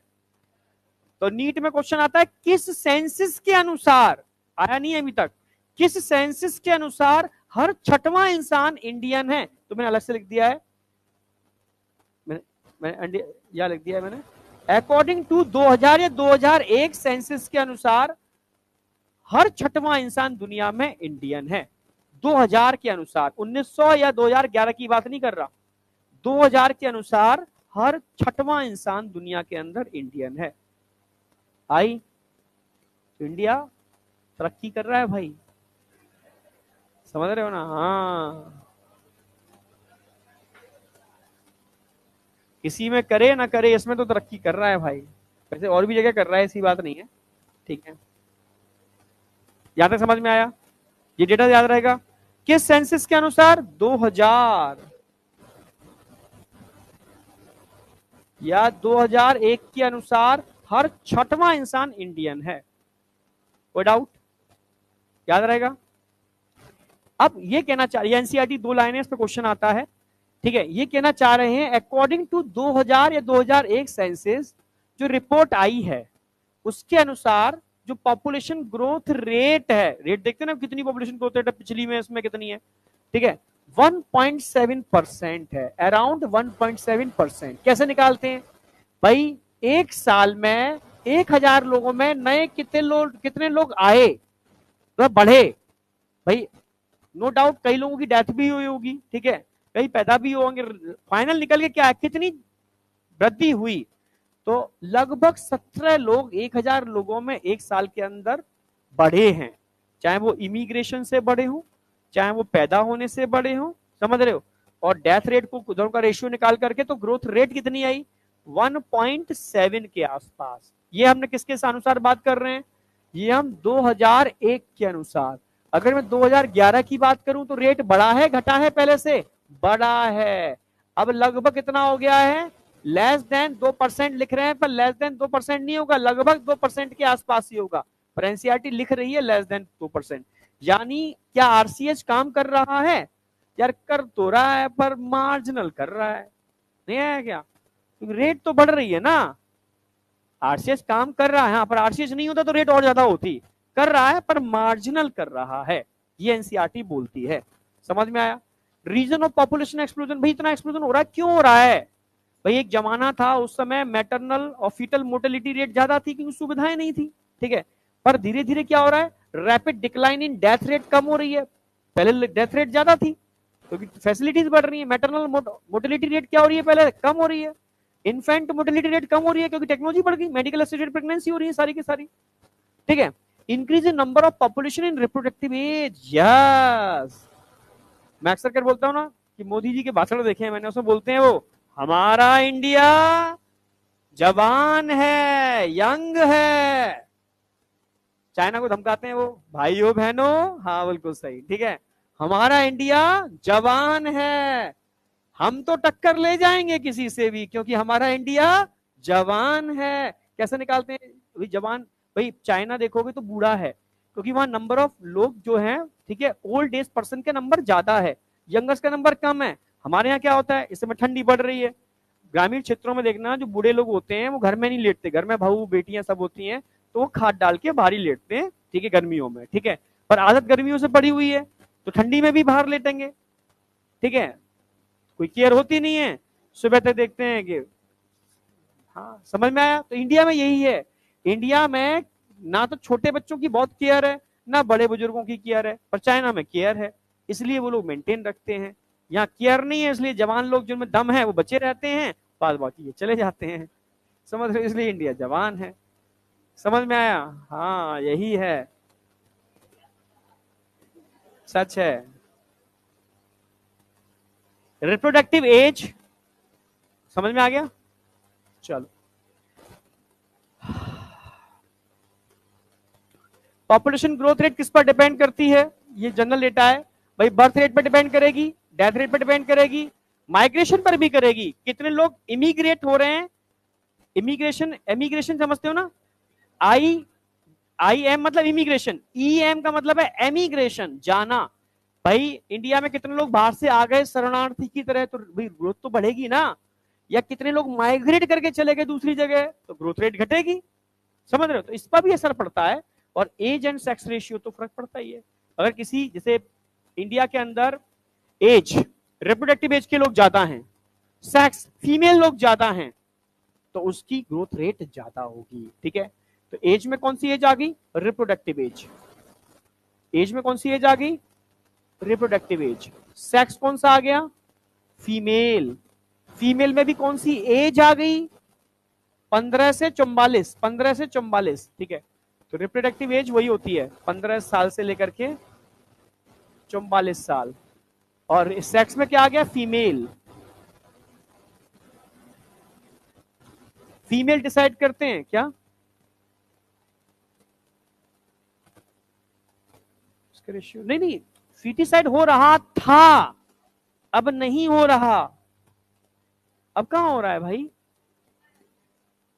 ठीक है, अब कहां हो रहा है, ये जमाने में बता रहा हूं मैं तुम्हें, जो भी बता रहा था पास्ट की बात मैं बता रहा था, करंट में सिनेरियो चेंज है, आज की डेट में बहू की गुंडागर्दी चलती है घर पर, समझ रहे हो, सास एकदम दबके रहती हैं, समझ में आया, हाँ तो है, सभी जगह चीजें हैं ऐसी, ठीक है, समझ रहे हो, पर ये रियलिटी है, डरने की जरूरत नहीं है अब, डर वाला समय निकल गया। क्या? जोर से ढंग से बोल। अब करेंगे चेंज। फीमेल का 15 से 44, क्योंकि 15 से 44 वो एज ले ली गई है जो रिप्रोडक्टिव एज है। रिप्रोडक्टिव एज समझते हो, जो बेबी कंसीव करने के लिए एज होती है, क्योंकि भाई मेल तो स्पर्म रिलीज करता है मिलियंस, पर एक्चुअल में बेबी कंसीव कौन करता है? फीमेल। तो फीमेल ही एक्चुअल में ग्रोथ रेट डिसाइड करती है। किसी पॉपुलेशन में रिप्रोडक्टिव एज की फीमेल ज्यादा है तो नो डाउट वहां की पॉपुलेशन ग्रोथ रेट ज्यादा होगी, सिंपल सी बात है। समझ में आई नहीं आई? ये दो क्वेश्चन आए थे नीट में, तो मैंने नोटेबल पॉइंट करके डाल दिए। Number of female individuals in active population age कितने कितनी होती? 15 से 44 साल, ठीक है। इन्फ्लुएंस द बर्थ रेट, ये बर्थ रेट को इन्फ्लुएंस करेंगे, ठीक है। Throughout the reproductive child health, ठीक है, through our reproductive child health program, ठीक है, thought we could bring down the population growth rate, it was only marginal. मतलब बहुत ज्यादा चेंज नहीं आया। क्या है? बहुत ज्यादा मार्जिनल चेंज है। जो आरसीएस ने काम किए हैं उसके हिसाब से देखोगे तो जो चेंजेस हैं वो मार्जिनल, मार्जिनल समझते हो ना? ठीक है, समझ रहे हो ना मेरी बात? पर किए हैं ऐसी बात नहीं है, काम तो किए हैं। लास्ट में कह रही है इरोटेबल बंडल डेमोग्राफिक ट्रांजिशन क्या होता है? जीरो पॉपुलेशन ग्रोथ रेट कब होगी? जब बर्थ रेट डेथ रेट क्या हो जाए? बराबर हो जाए। रिप्लेसमेंट लेवल क्या हो जाए? जीरो। वो कब होगा? बर्थ रेट और इमिग्रेशन बराबर हो जाए डेथ रेट और एमिग्रेशन। इमिग्रेशन आना, एमिग्रेशन जाना। आई मतलब इन, ई मतलब एग्जॉस्ट, एग्जिट। क्लियर है बिल्कुल? तो जन्म लेने वाले और आने वाले और डेथ रेट और जाने वाले लोग अगर बराबर हो जाएं, ठीक है, वो कब होगा? हम दो हमारे दो, रिप्लेसमेंट लेवल जीरो। तुम समझ रहे हो ना मेरी बात? ठीक है। अगर बर्थ रेट कम है डेथ रेट से तो पॉपुलेशन ग्रोथ रेट ज्यादा होगी, पॉजिटिव होगी। हाँ, बर्थ रेट कम है डेथ रेट से तो नेगेटिव पॉपुलेशन ग्रोथ रेट। कोई डाउट? ये एनसीईआरटी की लाइनें मैंने थोड़ा छाप दी हैं, बस इसमें एक बात याद रखनी है, हम दो हमारे दो। कौन सा स्लोगन यूज किया था गवर्नमेंट ने? हम दो हमारे दो। ऐसे टिकट्स पे लगे रहते थे, ठीक है। हाँ, many couple mostly the young urban working one have even adopt one child norms इन्होंने लाया, ठीक है। कम से कम जो बच्चे बच्चे पैदा करने गए अडॉप्ट करो, पर ये मेरे हिसाब से गलत है। समझ गए ना मेरी बात? क्यों? तो मैं क्या लगता है, दुनिया के लोग एक अच्छी मानसिकता के लोग दुनिया में बहुत कम है, ठीक है। क्योंकि ये जयपुर का केस था, एक कपल था, तो उन्होंने, मैंने कहा कि यार अडॉप्ट कर लो, ठीक है। तब अडॉप्ट की जब मैंने इंक्वायरी की, पता चला मुझे अडॉप्शन का क्या दिक्कत है। लोग बच्चों को अडॉप्ट करते हैं, अडॉप्ट करके उनको बेच देते हैं, उनके ऑर्गन निकाल लेते हैं और उनके संग क्रूरता वाला काम करते हैं। भाई गवर्नमेंट ने तो आपको दे दिया, भाई अनाथ बच्चा था, बच्ची थी, आपको दे दिया, समझ रहे हो? क्या आप पालन पोषण करोगे? आप बच्चे को लेकर तस्करी में बेच दिया आपने, उसको बच्चे को, उसको मार दिया, उसके ऑर्गन निकाल लिए, उसको बेच आए विदेशों में जाकर के। तब जब गवर्नमेंट को ये डेटा पता चला कि बहुत बड़े पैमाने पर ये तो क्राइम हो रहा है बहुत बड़ा, तब एडॉप्शन के नॉर्म्स को बहुत टाइट कर दिया गया। इतनी, और मैं तो कहूंगा ही नहीं कि मतलब ये चीजें होनी भी चाहिए, इससे अच्छा तो वो अनाथालय में पल रहे हैं वो ठीक है, पर अनाथालयों में भी पूरी निगरानी होनी चाहिए। गवर्नमेंट, अब समस्या तो ये ना, गवर्नमेंट के रक्षक ही भक्षक बन जाए तो क्या करेंगे फिर? समस्या बहुत है क्या यहाँ पर? सबसे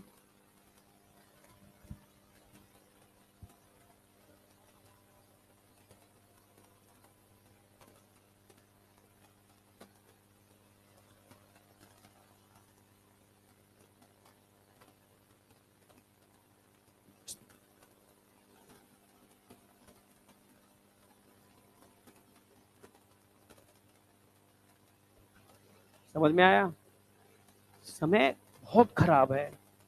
अब चाहिए तुम जैसे लोग, खतरनाक बच्चे, जो मतलब चेंज कर पाए कुछ। मैं सच कह रहा हूं, जरूरत है तुम जैसे लोगों की, जो समाज को चेंज कर पाए। खाली डॉक्टर बनना ही नहीं है, कुछ बड़ा करना है भाई। तुम्हारे हाथों में ये सारी चीजें हैं। मैं कह रहा हूं, जो रक्षक है वही भक्षक है, ये दिमाग में रखना सारे के सारे। समझ रहे हो ना मेरी बात? हाँ। अब तो मैं अपनी बुद्धि तो थोड़ा बहुत रखा करो ना, मुझसे मुंह से निकलवाओगे हाँ सर, ये सर, वो सर। समझ में आई नहीं आई? वन चाइल्ड नॉर्म्स की बात समझ में आई?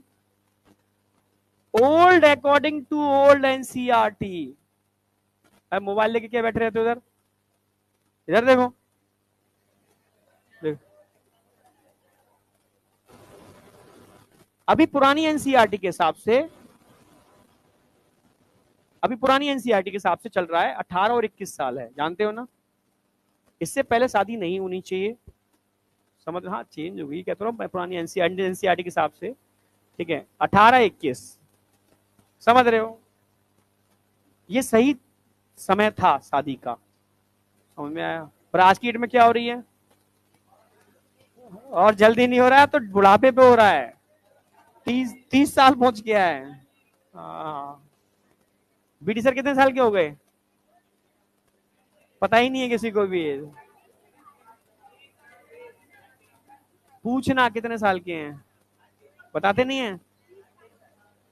जब लोग एज बताना बंद कर दे तो समझ लो मामला टाइट है। हाँ, पता नहीं मुझे भी, बताई तो मुझे भी नहीं है। नहीं, इससे तो ज्यादा ही होगा, ज्यादा ही होगा। समझ में आया यहाँ तक? अरे कोई डाउट्स आउट? तो इतना ही रखेंगे आज, ये कल कराएंगे, कॉन्ट्रासेप्टिव कल कराएंगे, ठीक है? कितना टाइम बचा है?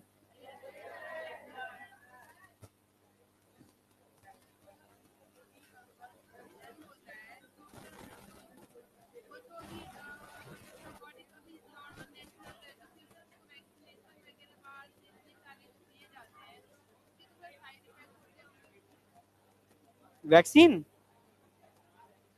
वैक्सीन के साइड इफेक्ट नहीं होते। देखो, होता तो नहीं है, पर होम्योपैथी को भी लोगों ने हाई पोटेंशियल यूज करना चालू कर दी है इफेक्ट दिखाने के चक्कर में, और उसमें स्टेरॉइड्स मिलाने चालू कर दिए हैं, इस वजह से साइड इफेक्ट है। कोई जेन्युइन होम्योपैथी डॉक्टर है तो सही चीजें मिल जाएंगी, तो 1% लोग जेन्युइन है, 99% स्टेरॉइड हाई पोटेंशियल यूज कर रहे हैं।